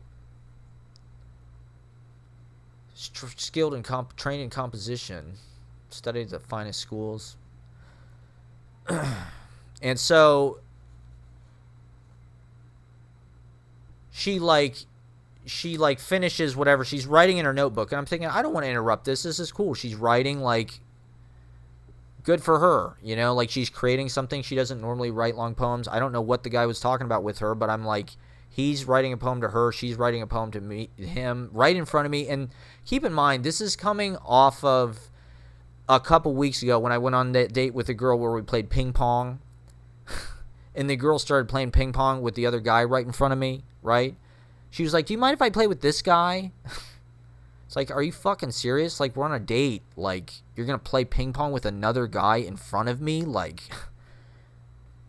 you got to be out of your mind. Like, what are you trying to, like, this never happens to me. I'm never just, like, out in public, hey, I'm going to play ping pong with this dude's girl he's on a date with. Like, that has never once happened to me, ever. Like, I'm not a cool enough guy, I guess. Clearly. So that happened to me, right? And then my friend tore into me on Friday night and made me feel like a fucking loser. And then I go into this fucking reading and, like, feeling like shit. I didn't do the greatest job. It was okay. I don't even know if I want to keep the video, to be honest. There was nothing remarkable about it, other than the fact that I read, well, I don't, you know, there were some nice moments or whatever, and I read some deep cuts. I would keep a little bit of it, probably, but I'm going to edit it heavily, let's say. So it's just like I'm re-experiencing this fucking trauma where it's just like these girls, like, I brought her into this situation. Like, I was the one that, like, we went there and we were hanging out, having a good time, and all of a sudden I just disappeared. Literally, she didn't even look at me or anything or say anything for me to, like, 20 minutes, 25 minutes. It's like, this is rude as fuck. Like, if I did that with anybody that I just met, like, not even saying, hey, how you doing, or anything, whatever. And she's just drawn into this guy, and it's like the same stupid shit as always. It's like, can't you see that all these fucking people that come to the park all day are drawn into this bullshit? Like, what is interesting about it? I do not get it. And so it was just like, all this is going through my head, and I'm like, I just can't believe that, like, this is like just a joke cosmically at my expense again, where, like, I'm sitting here, this girl is, like, like, granted, she's not my girlfriend, or like she doesn't owe me anything. Like, it's whatever. And so in that sense, I'm trying to be detached and not be like pissed about it, or like. But like, considering what, half an hour, 45 minutes earlier, what happened when we were in the cafe and the other guy was saying goodbye to her, it's like, god damn, like, what does she do? Does she just collect guys? Or like, that guy seemed like he'd been burned by her. Like, maybe he hooked up with her and she just isn't into him anymore or something. And then she's treating me like, and just,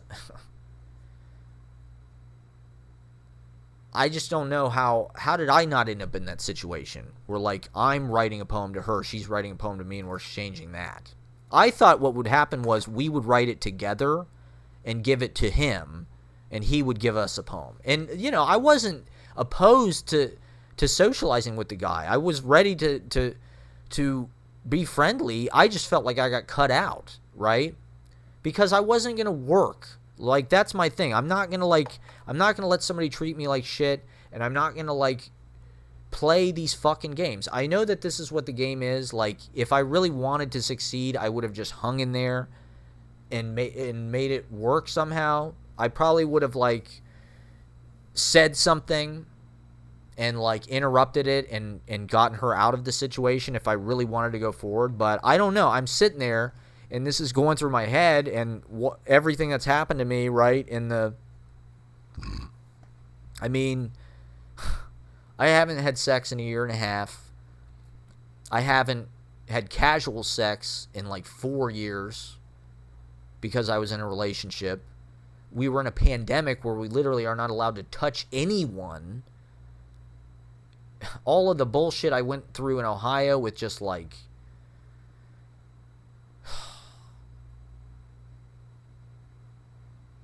you know, it's just like, I didn't realize that spending all that time with my mom was like making things worse, I think, as far as like reopening old wounds and just holding it in my face about like why women don't like me, right? Like, they choose just the stupidest shit, and they don't, I mean, I don't know what else I could do, right? Like, we were having a nice conversation, we were hitting it off, there was something happening, right? And like I said, maybe I could have just been like, hey, what's up, are you ready to, you know, go? Or I could have been cool about it. But it's also like, you just spent 25 minutes writing this dude a fucking poem right in front of me. Like, that to me, that is the greatest infidelity. Like I said, not that this person owed me anything, or that I'm saying in the future, right? If that was somebody that I actually cared about, that, like, first of all, that they would even make that decision to be attracted to that guy with the dildo candles and his bad greeting card poetry. Like, that's just not somebody I'm interested in, frankly. They don't know what the fuck they're doing. And so I'm sitting there, and this is all going through my head. She's literally facing the other way. She takes her bag, and she, like, puts it on my bag. My bag is, like sitting next to me, and I'm just sitting there, like, looking around, not doing shit. I'm not writing in my notebook. I got my tiny little notebook. I thought, well, maybe I should write a poem, and then I was just like, no, fuck it. And I'm just staring at people. I'm just like, what the fuck am I doing here? Like, should I interrupt this girl? Should I leave? Should I? And a part of me is just like, you know, I don't want to relive this again. I don't want, you know, this thing, like, I wish women would just like me. I don't know. I wish they'd like me for me. Like the fucking song. Like, I'm trying to be myself, and I'm trying to just, but I'm also super sensitive, and I'm not going to budge. Like, this is fucking bullshit. Like, this, I don't know why she isn't just, my big frustration is I don't get why women don't become enamored with me in this way. That is the most frustrating thing in my life. It's just like, and granted, okay, that's not a big problem, okay? That's a first world problem or whatever, but I don't know why women don't think I'm sexy as hell, to be honest. And women just don't seem like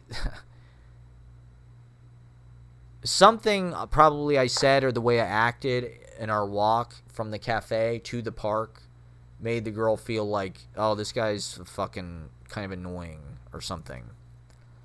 I don't know. Maybe I'm just overthinking it. Probably if I just would have stayed there and just like been cool about it, it would have been no big deal. We would have moved on. But I'm sitting there and this is going over through my head. I'm just like, I'm not going to let this happen to me again. Like, I'm not going to let this fucking like girl play ping pong in front of me with some other guy. Like, fuck this. Like, my friend told me something about the guitar player from Weezer, the guy who looks like Tom Cruise. He was on a date because somebody knew him. He was on a date in LA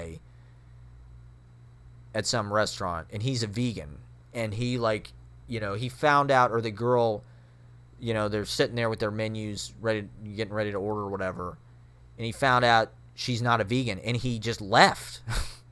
He just said, you know, this is not gonna work. And like, hey, that's I mean, point being, like, that's a power that you have.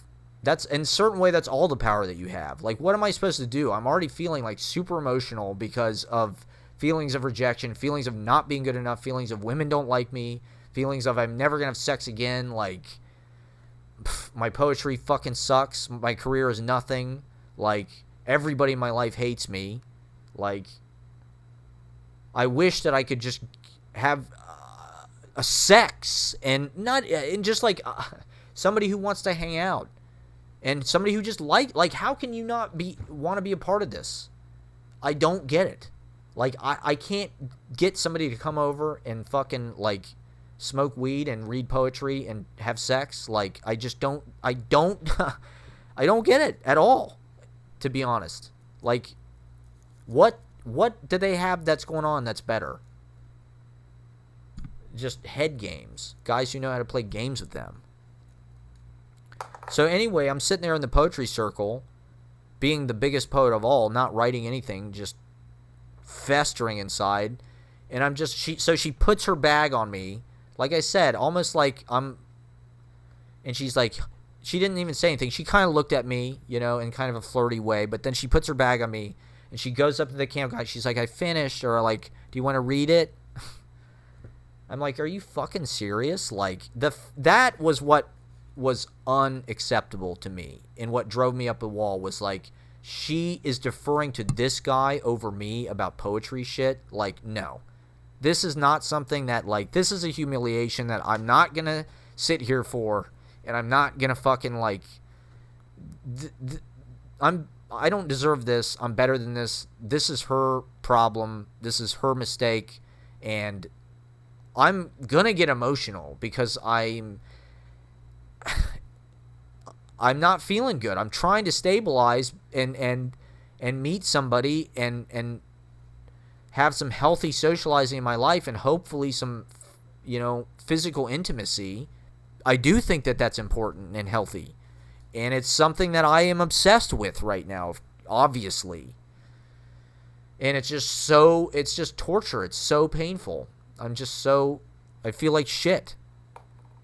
And so I'm going to cry, or I don't know, am I going to start screaming at this girl like the other night when my friend and I are screaming at each other? Like, I'm not going to, like, let this person do this to me. Like, I could have stayed and, like, chewed her out. She probably would have respected me more. It probably would have, like, caused her to, like, straighten up and fly right and get turned on maybe a little bit. But I was also just like, fuck this. Like,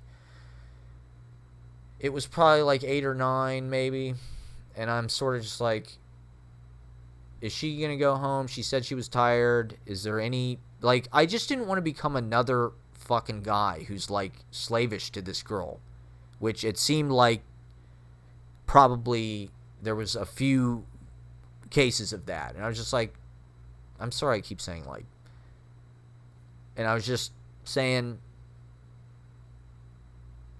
I'm not like that, okay? I don't need you. I don't fucking need you. Like, you think you're great. I'm magic. I bring magic. I bring adventure. I live poetry 24/7. I know the deepest shit. I'm from the future. people can't even, they don't even get what the fuck I'm doing. It's so fucking far ahead and so much better. So you want to hang out with the fucking dildo candle greeting card bullshit, I don't need to be around you. I got better things to do. I'd rather hang out with myself and not feel rejected again and again and relive this fucking trauma and relive this fucking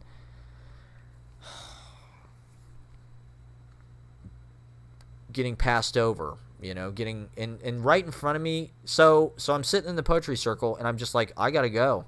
I'm leaving. Fuck this. Like, that's the only way I can make this person, or not, I don't even know. She probably didn't even fucking care, to be honest. She probably just thought, oh, where'd that guy go? Oh, he must have started talking to somebody else. Oh, anyway, I'm doing this now.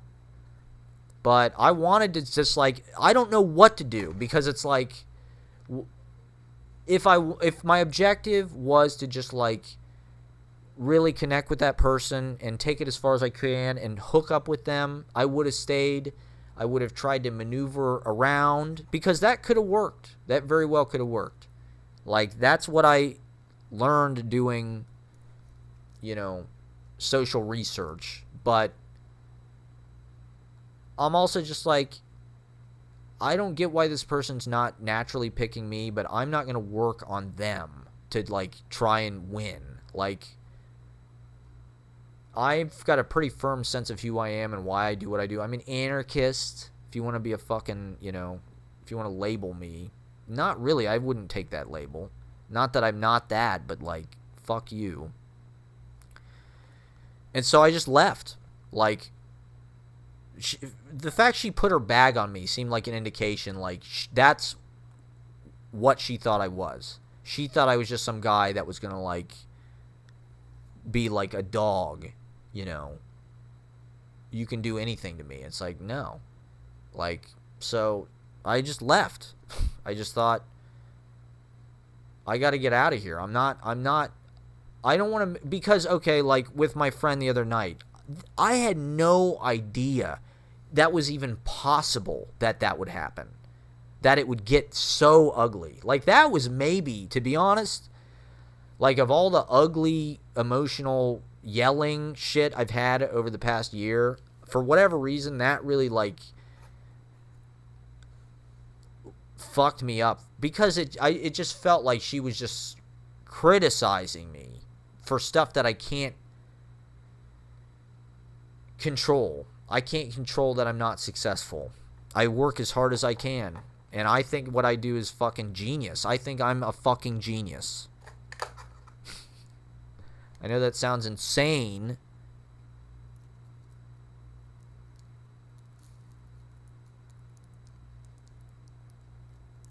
I think I'll be vindicated by time. I think when I die, that's when people will get it. That's when they'll start to like it.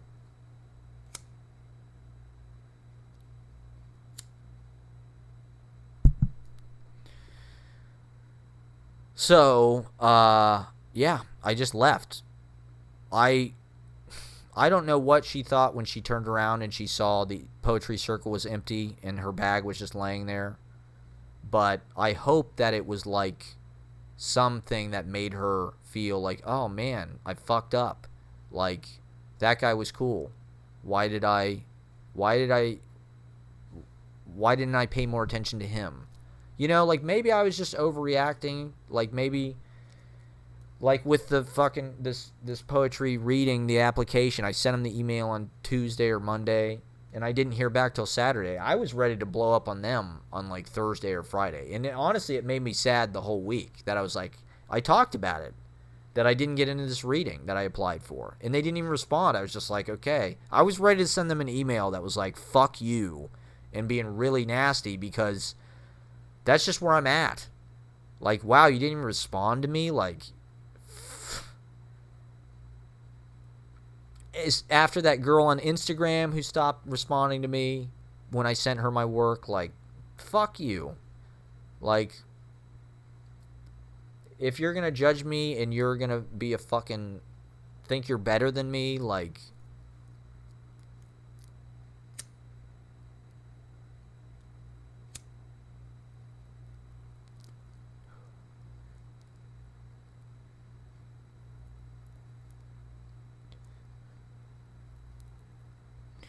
So, I don't know. I mean, I didn't get any of her information.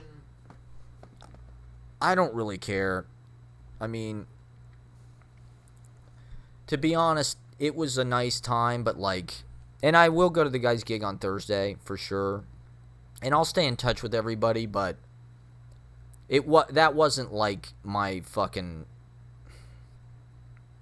wheelhouse per se. It was nice, and I'd like to do the reading again, to be honest. I will try to sign up for it, either the one in 2 weeks or maybe one of the ones in September, but because it's just beautiful. I'd like to do at least one more. The themes are fucking lame. Next time I'll do it, I'll really go balls to the wall, and I'll kill it. Like tonight, I didn't kill it. That's why I was surprised the girl was even like. I don't know why she. You know, it was like there was this tether, and she seemed really interested, and like she wanted to talk to me, and she wanted to get to know me. And then as soon as we kind of got isolated, we hung out for, we talked for probably 15, 20 minutes, and then then she started doing this other thing, and it's just like, granted, like I said, this girl doesn't owe me anything. She can do whatever she wants. That's fine, but like, that doesn't mean I have to fucking sit there. Maybe I couldn't even bring myself to be like, hey, I think I'm going to leave. See you later. Because then I just knew it was going to start some conversation about like, well, are you mad? You seem mad. And it's just like, I'm not even going to go there. Like,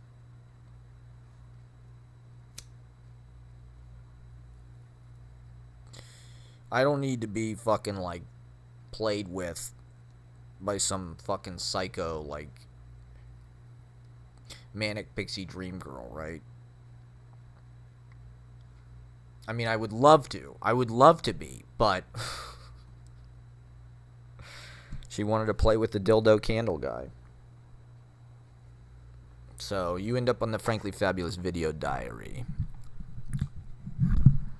And it was cool. I don't know. I mean, is that it? So after that, I kind of just like sadly walked over to Kaiser Sosate. I walked out of there. I disappeared forever. We'll never see each other again.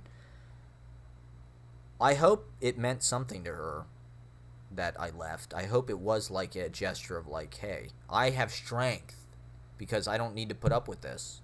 Like, I have feelings. That's what I feel like keeps coming up on these dates and stuff. It's like, man, these women are just like really hurting me. Life is hurting me. Everybody I know is just like, I thought after the pandemic we were going to be nice and things were going to be easy, and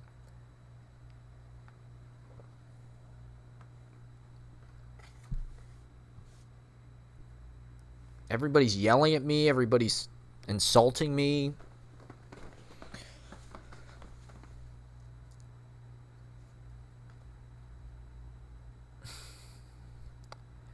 So I walked over to Papaya King, got some French fries.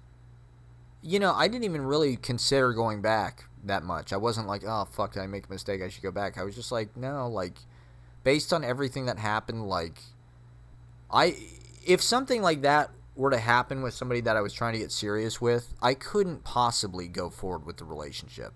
Because it's just like, first of all, it was poetry, and that's like my number one thing. And so she was more interested in exchanging poetry with that guy. You couldn't hurt me any deeper than that, to be honest. And so I have, just for my own protection. Okay, so like I was saying the other night with my friend, I did not expect that at all. I really didn't. The reason why I was hanging out with her is because she's my ally, and I thought no matter what, she was going to be on my side, and she was going to support me, and like we could confer with each other. Last year I talked to her a shitload about situations she was in, and like maybe that relationship isn't appropriate because it is like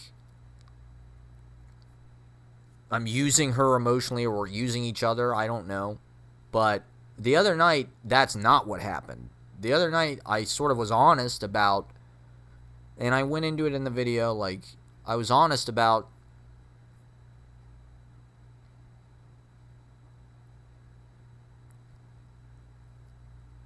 well, she just a lot of the things she said were super fucking critical. And to be honest, I think that at a certain point she will. There's just something wrong, right? Like that was a result of something that's out of balance with her life. Like the fact that she was so hard on me, but also just like that it erupted into this screaming match. That was like a chemical thing, it was a drinking thing, and it was also just like I can't get a job thing, I'm depressed and unstable. And we're all in that position, right? I mean, in a certain way, I feel like maybe the most stable person because, like, I'm doing pretty good going on with my life. It's other people that, like, come at me and hurt me and shit. And criticize me. Oh, you're a mooch. You're a leech. I think my brother called me a leech. That's pretty fucked up. Especially after a year of, like, hell. And getting heartbroken and having it rubbed in my face. Like, to have that be, like, our first significant interaction. Like, that's fucked up. That's not what family is supposed to do. Especially at times like this. And so I've just been pushed further and further into isolation. I don't feel like there's anybody that I can fucking trust or turn to, or at this point, like most everybody in New York, I can't be around. So I'm living this kind of walled-in solitary life amongst 8 million people or whatever. And I like it, but there's like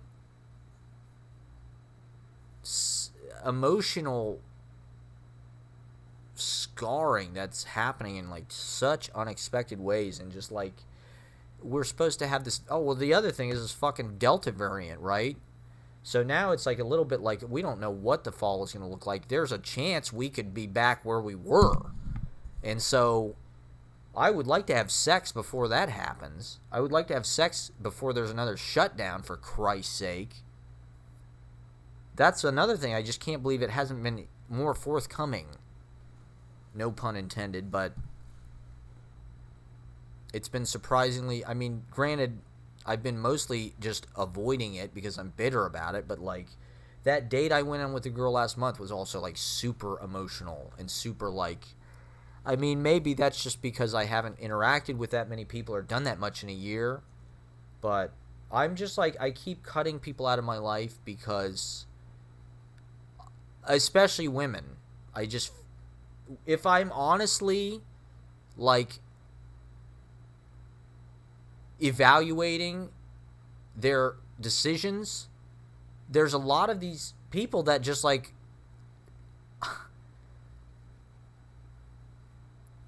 I can't I can't I don't I think I don't I can't have them in my life. Like the people that they choose to spend time with, and the men that they trust, and like, and it's not me. I don't get it. I really don't. This is my obsession. This is really, really what I've spent my whole life doing, is trying to get laid. I mean, I hate to say it. Maybe I shouldn't say that in that way. That's been a big part of my focus. Not to say that my work is about that at all. It's not. My life is really about my work. That's not, but like I spend a lot of effort and focus, and it's happened very surprisingly little times, considering how much time and effort and pain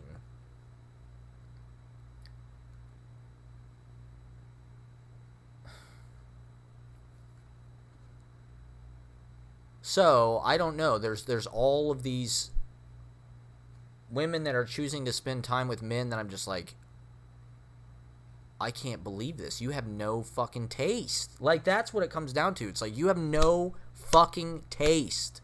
You want to fucking write poems with the dildo candle guy. Like, I'm sorry, you got no fucking taste. Like, you don't want Frankly Fabulous? You have no fucking taste.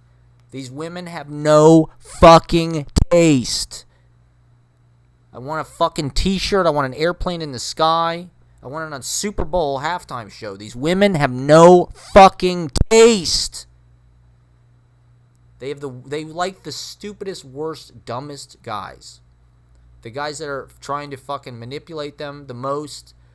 The fucking weirdest, most creepy guys. They like them. I don't know why. I don't get it. It's a glitch in the Matrix. And it fucks up my life. Every moment of my life. Just nail me to the fucking...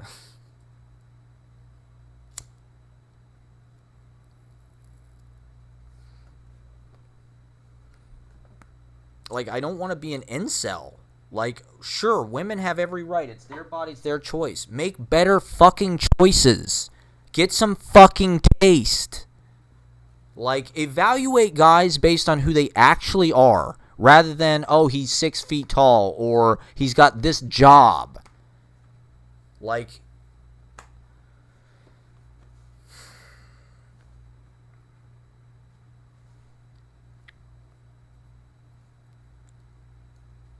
so the Delta variant is coming on. So after that, you know, I got my fries. I just walked around West Village, basically, trying to hold it together emotionally. I wasn't that sad. I mean, when you're a guy, you just need to get used to, like, easy come, easy go. And to be honest, women can walk away from anything like that. It's kind of insane. And so, I don't know what other power to have. Like, unless I really wanted to, like, confront this girl, I don't know where it was going to go from there. Like, I would have gotten emotional in front of her. Maybe she would have liked that. Maybe that would have been good. But to be honest, like, the indignity of what happened was just too much. It was just too much of, like, this is not even worth, like, if I try to work through this, like,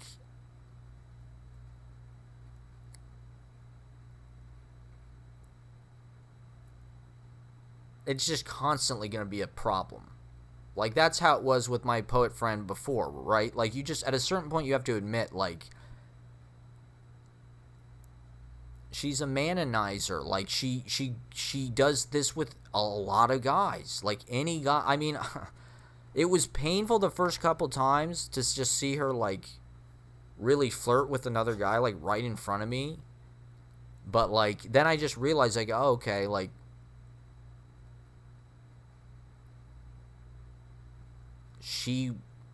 she's in love with a lot of dudes. She likes getting dudes to fall in love with her, and, like, she's not really actually probably emotionally invested in it like they are.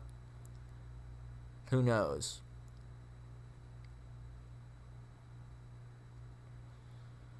You know, I don't want to get into some place where it's like men are from Mars, women are from Venus, and maybe these sitcoms and shit I've been watching have been encouraging that type of thinking a little bit too much. And I mean, back in the old days, part of the process was just like, you have to make it work, right? It's in a certain way that's good because you aren't looking at it in an ego way. With art stuff, a lot of times I do look at it in an ego way. Like, this girl, she thinks, not that she thinks he's a better poet than I am, but, like, she's engaging with him in a peer-to-peer, creative, collaborative, in a way that she's not with me. His drip, whatever he's got going on, she's more lasered in on that. It's stealing focus. And,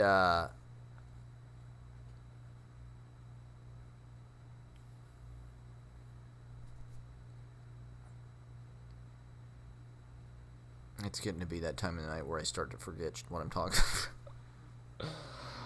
about.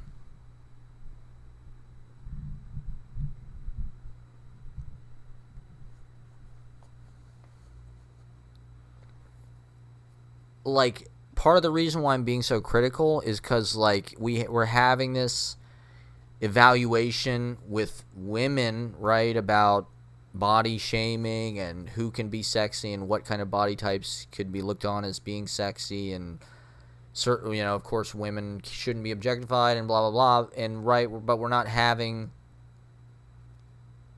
But the guys that women are after are bad. You want to dismantle the patriarchy. You are fucking the patriarchy.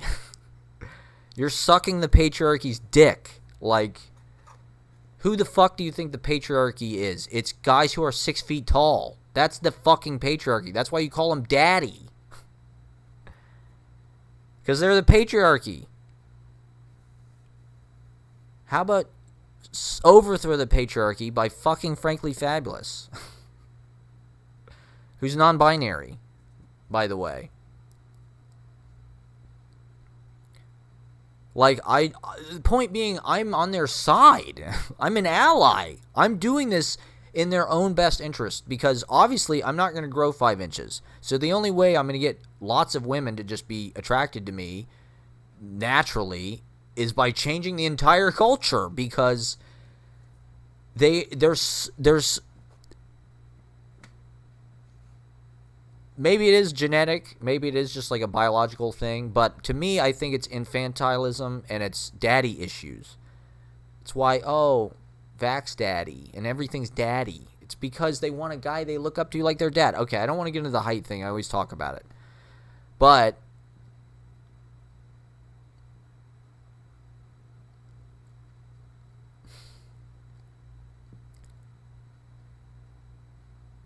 with this thing tonight, what am I supposed to do?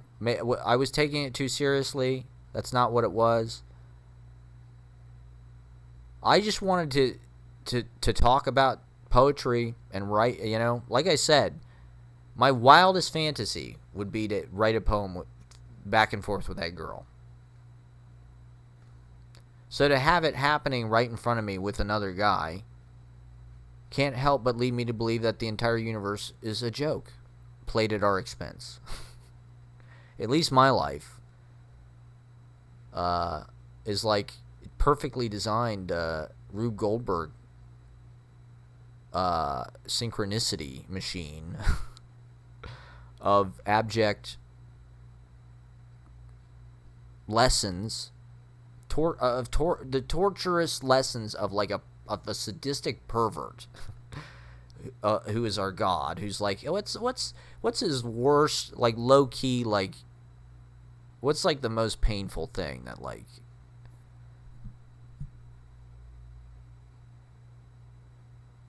what would annoy this guy? What would hurt his feelings the most? This totally awesome girl. She's a poet. She's from South America. She's cool. They're going out. They're vibing. He's interviewing her for his TV show. And then she throws herself at the dildo candle guy. Like, all of these, like, they're tourists. They don't understand. She's like the serious poet person. You don't know quality when you see it. I can't, that's not what I'm about, I can't, it's not good enough for me.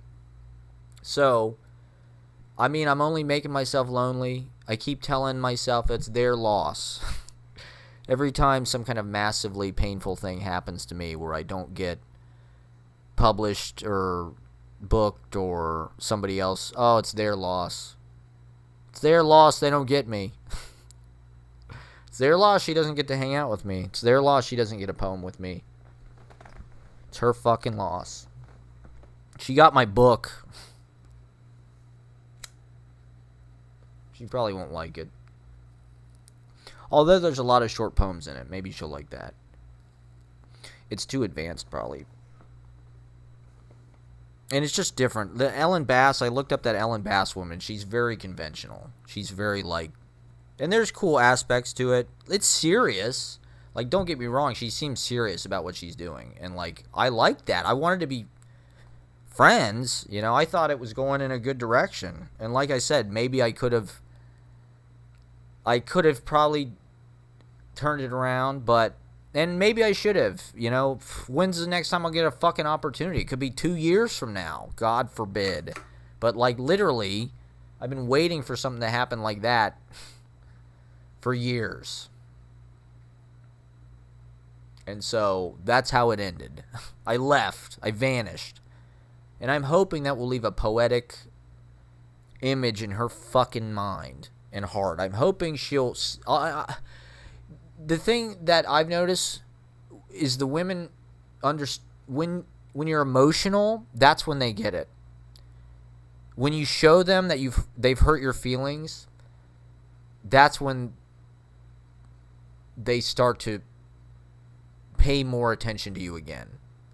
Now that can only go so far, but like that's what I've noticed. And rather than stay there and get emotional with this girl and be like, what are you doing? Like, we're hanging out and you hurt my feelings by doing this. I could have done that. Like I said, that probably would have been good and probably would have worked and probably would have re-engaged the whole thing. But I just left. One of the interesting thing that happened was right in the beginning, as we're leaving the Finelli's Cafe, walking up Prince Street, she's complaining about how none of her friends showed up or whatever, and then I put my hand on her shoulder to be like, it's okay. Just, I don't know, it's just my impulse. And then I was like, I should hug her. And then I hugged her for a second. And she seemed kind of like, because the girl I hugged a few weeks ago, like, seemed really, like, into it. It felt really good. And it felt like she kind of, like... But this girl didn't... She was kind of, like, clammy about it. But she said she felt better afterwards. So I think it was a good gesture and a magical gesture and sort of a surprising gesture. Like they said, when you're not tall, you have the element of surprise. That's about all I have, is the element of surprise. That's the only thing I can do that women are attracted to, is the element of surprise. I don't get it. I don't know why they're not attracted to this. To me, I'm the hottest guy in the fucking world. I mean, isn't it totally obvious? I'm the hottest guy in the fucking world. I'm totally one of a kind. Look how fucking sexy I am. I can't even stand it. I'm being sincere right now. I'm literally the sexiest man alive. People Magazine. I'm Poetry Magazine's sexiest man alive. I don't get it. I really don't. I mean, I do get it. That's my whole show, is about, like, diagnosing and dissecting exactly why I don't get laid. I'm sorry. I don't mean to be crude. Maybe that's why.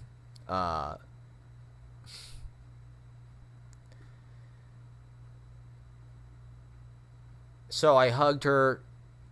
It was a nice moment. She'll probably remember that.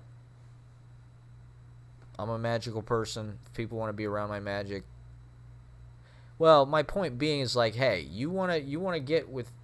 You can't just enjoy the magic. See, this is the other thing that frustrates me, right? I'm getting shit from my friend because I don't have a job and I need to level up and I'm not, impressive enough. That's why these women won't date me. But it's like, yeah, but they think I'm fun and they want to be there for the magic.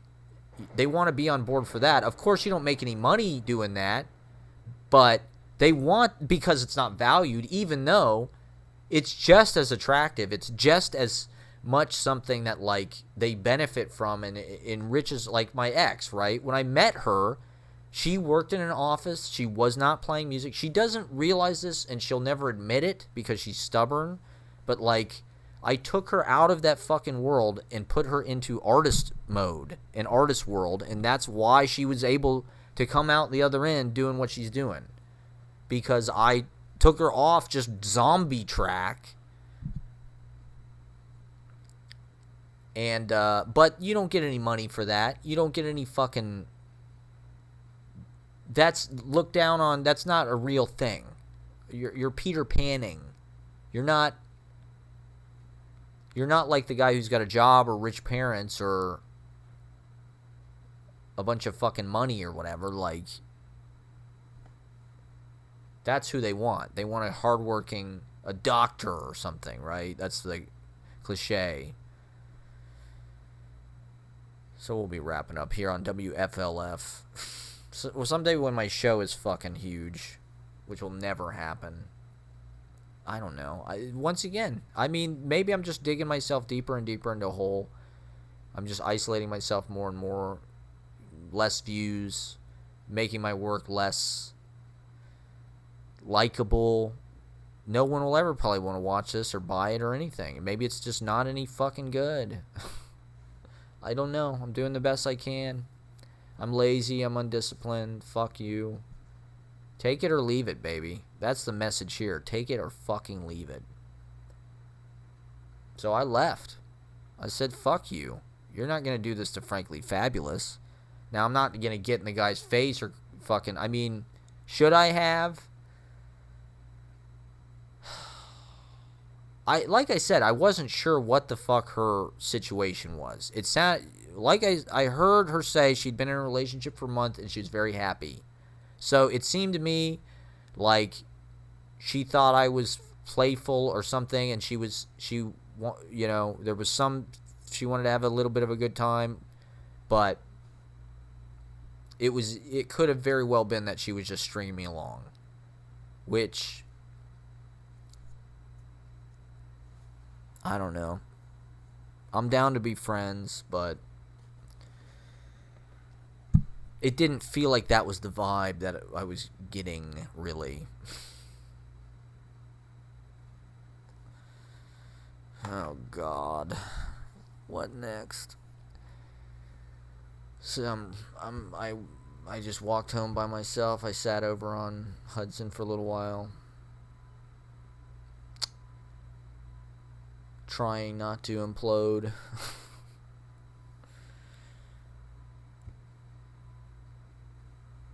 Looking over my poetry, trying over to... I should have just did what I do. That was the lesson I learned today. I should have just did me, rather than try and do their stupid little fucking themes or whatever. Not that they're stupid, but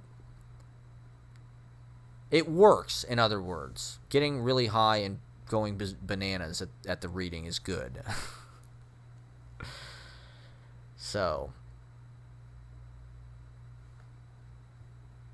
you know, I mean, it was successful. I met a handful of new people.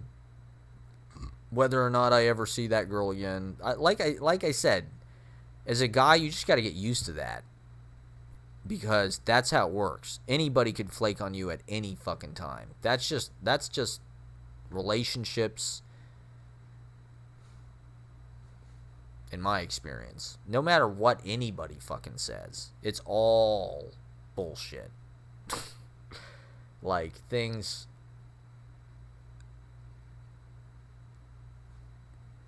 are temporal, and they'll last as long as they last. But I mean, particularly with Hinge dates or meeting people, trying to date people, right? I mean, women can just end it and not it doesn't even affect them, it seems like. I mean, I've gotten to the point that, like, you know, I mean, I haven't had sex in almost a year and a half, and so in a certain way, I'm just trying to own that. Like, it's not the first time in my life. I mean, the last time I went this long was probably coming out of high school. I think from like 19 to something, I didn't really have sex. I don't want it to be that way, but also just like psychologically, mentally, it feels like I've got some kind of block, maybe, and all of this thinking and all of this judging and the fuck is that noise? Trying to cut myself off from people and cut out women who make bad choices. Like, literally, I've cut every hot girl out of my life because they all make bad choices. They all like stupid fucking dumbasses, and not me. You know, like my friend last summer, we went for a walk once, right? She's a writer. She's got an MFA. And we hung out. I had a great time. We walked around for a couple hours. And I was like, hey, if you want to hang out, let's hang out. I didn't even mean that in a romantic way. Like, maybe they can see through that or something. But, like, I'm telling myself, I just never get the opportunity. Like, I could be friends with this girl. Let's hang out and talk about books and shit. I'm in Columbus, Ohio. I don't know anybody. I literally didn't hear from her again. It's like, fuck you then. Like, I'm in a pandemic. I reached out to you. I wanted to be friends. I didn't do that with a lot of people during the pandemic at all. And, so fuck her. I don't know why... What is so weird about this that, like, you can't meet me once every couple weeks for a couple hours to just talk? That doesn't happen in my life, really, with women. Like, I have women friends, right, that are like that. A few. But,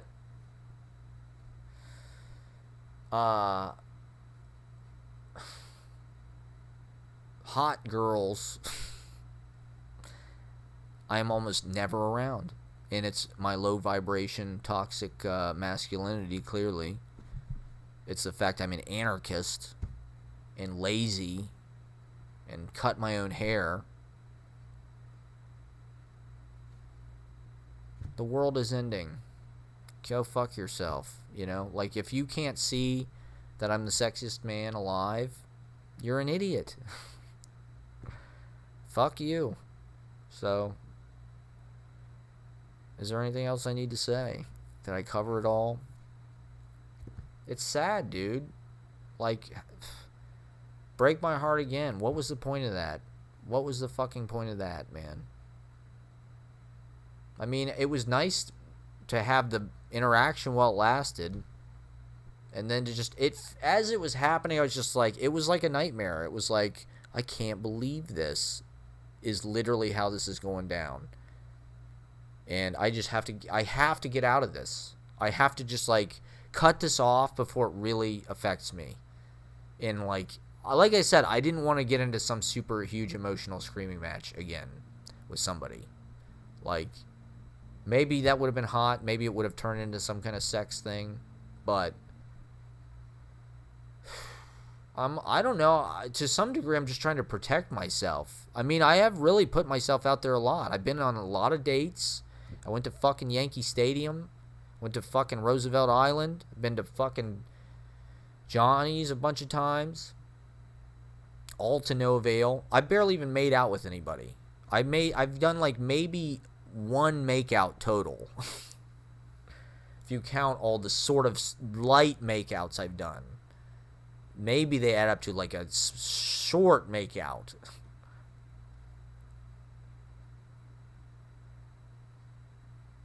And I get it. Like, of course, women don't owe us sex, right? Of course. And, like, if this girl, like, it's fine.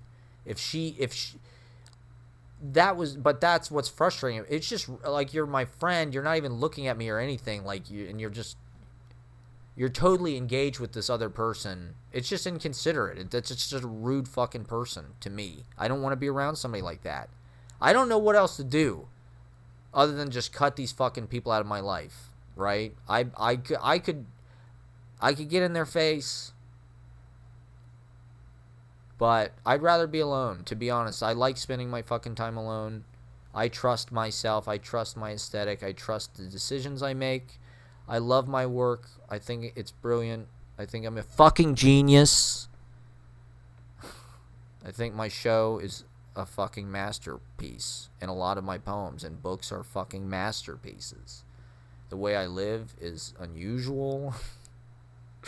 Oh, this is going to age well. It's going to be insane. Whatever. I'm not afraid. Who cares? The world's going to blow up, you fucking morons. You don't get to be a part of the inner sanctum. You don't get to come to Casa Fabulous. and see my incredible poetry library. I have the greatest poetry library in New York. No doubt. Like, I've got a 2-bedroom apartment. I got a fucking TV. I got weed. We can listen to records. Projector, for Christ's sakes. I haven't even set it up. What's the fucking point?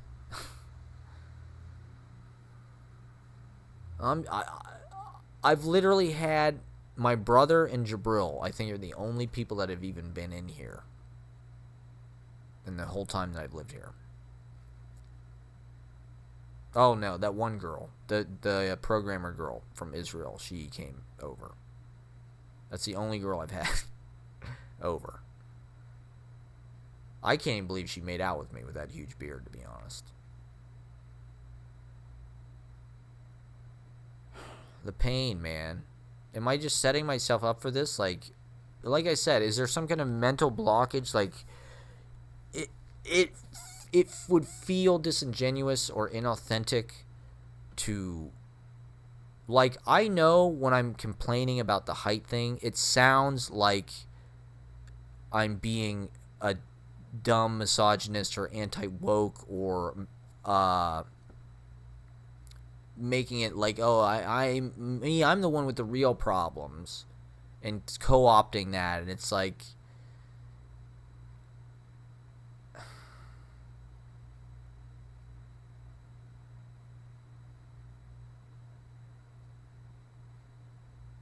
no, I'm trying to, like, contribute something that feels like it's coming from an authentic place and something that I've observed from my own experience as my sort of part of what we're talking about.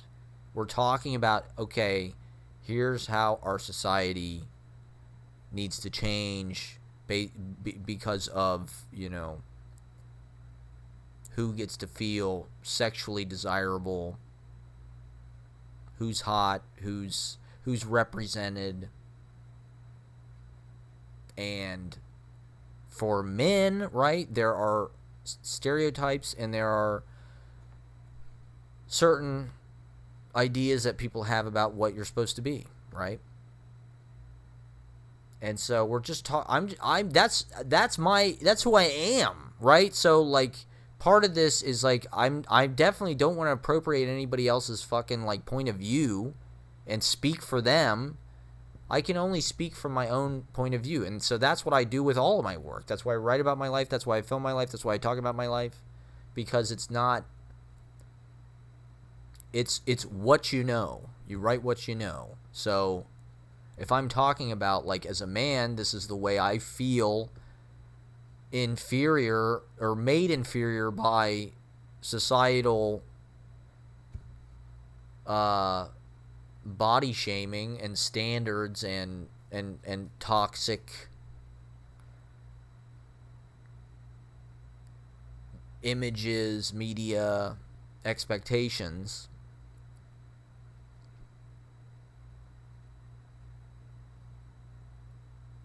And I'm not, the other thing, and I'm not complaining about how tall I am either. I know that when I talk about the height thing, it sounds like I'm just going, I feel like, yeah, and I don't. I do not feel short.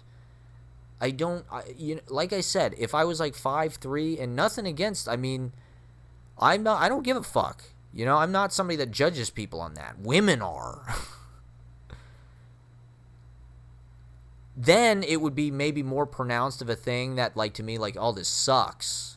You know, like, but my height, I can do everything I want to do. The only place, to be honest, it's a drawback is for whatever goddamn reason, women they find it unattractive.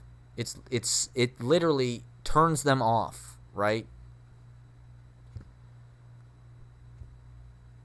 It's got to change. It's stupid. It's fucking, because it's completely accidental, right? It's not a merit-based thing. You're rewarding the wrong behavior. You're rewarding the wrong. You should be rewarding people who are interesting, people who are sensitive, people who are smart, people who are funny, people who are nice, kindness.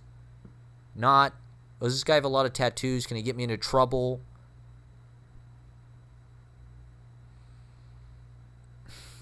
like I said, I don't want to be some fucking men are from Mars, women are from Venus, like. But also,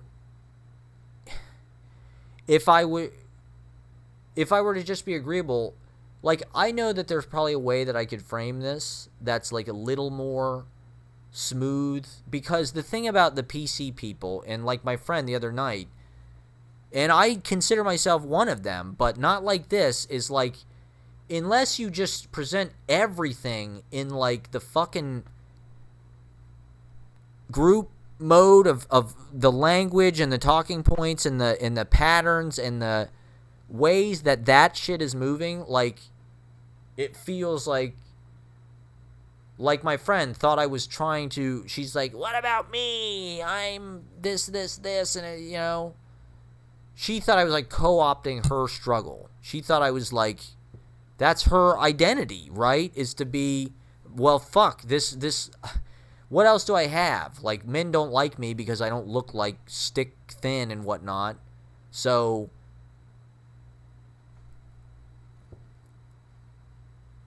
you're going to take that away? I'm not saying that. Like, and I'm not even, it sounds like I'm like criticizing women. And like and that's not true. I mean, I love women. I think they're superior, and that's part of what's hard about it, is they are like so much smarter and so much more detail oriented, and they have their shit together, and they're killing it. They're all girl bosses and shit. Like, I'm not like a woman hater, but these decisions, I think, are not in their own best interests. I think they're against their own values, right? It's hypocritical. They're saying, all we care about is, you know, is this accessible? Is this fucking venue accessible? And are we making sure everybody's not being body shamed and no one's being bullied and all people are being represented? But fuck these guys. Fuck short men. Fuck white people. Like, you can't say anything that's like, well, shit kind of sucks for us too. It's like, oh, no, you're not, everything's fine for you. It's like, well, I know it looks that way, but I'm a lonely man. Kinda. And kinda not. I mean, so I could, like a lot of this stuff, I could work harder to like smooth it over and sugarcoat it and make sure it's gonna not, you know, and it's gonna like talk to people in the way they need to be talked to. But at this point, and this is probably never gonna work for me, but just like, I'm also gonna be authentic, and I'm not gonna take any shit, right? Like, this girl tonight, like, I could have been over backwards. I could have worked and done what I needed to do, or even been mature about it. I could have just like, hey, I'm gonna leave. Let me get your information, and can I get your phone number, and blah blah blah, and then head out.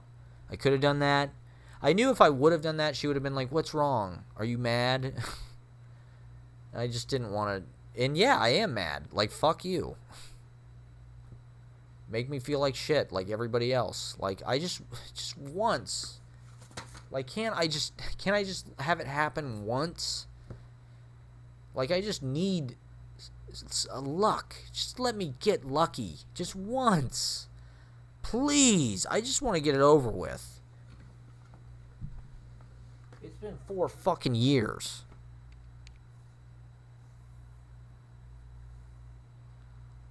So, I don't know. People think I'm an incel or whatever.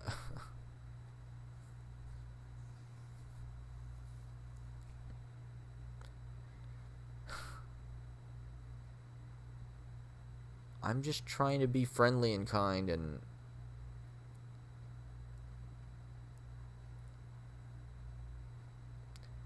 I am always more complimentary and positive and interested in the other person than they are in me.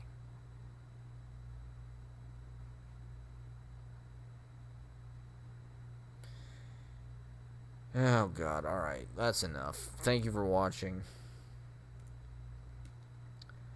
Lives of the Poets. I had a great day. I mean, the end was kind of like, it felt like it got chopped off like 60%. I thought I was going to have this adventure with this girl and it was, I didn't think that would happen, certainly. If I would have known, if I would even predicted that could have possibly happened, I would have walked a completely different way.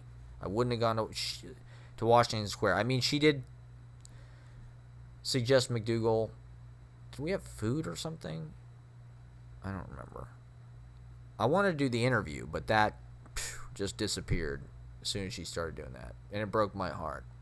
So, I'll be crying myself to sleep tonight. Good night, everybody. We've all been there. We've all fucking been there. Not because of this girl. Just in general. You know, it only reconfirms the cruelty of our Lord and the unfairness of our world. I mean, like I said, I probably need a whole mentality change, but it's just a little tricky to do that at this time and place. I don't know. Based on what I see when I go out and the way that women are reacting to me on my dates and in my interactions with them. They're all after the wrong shit. They need to get some fucking taste and get with Frankly Fabulous, the sexiest man alive. I'm definitely putting this on the internet, by the way. This is the best episode yet. Good night, everybody. We love you. Toss salad and scrambled eggs. Ah! But I don't know what to do without tossed salad. They're calling again. Good night, New York City.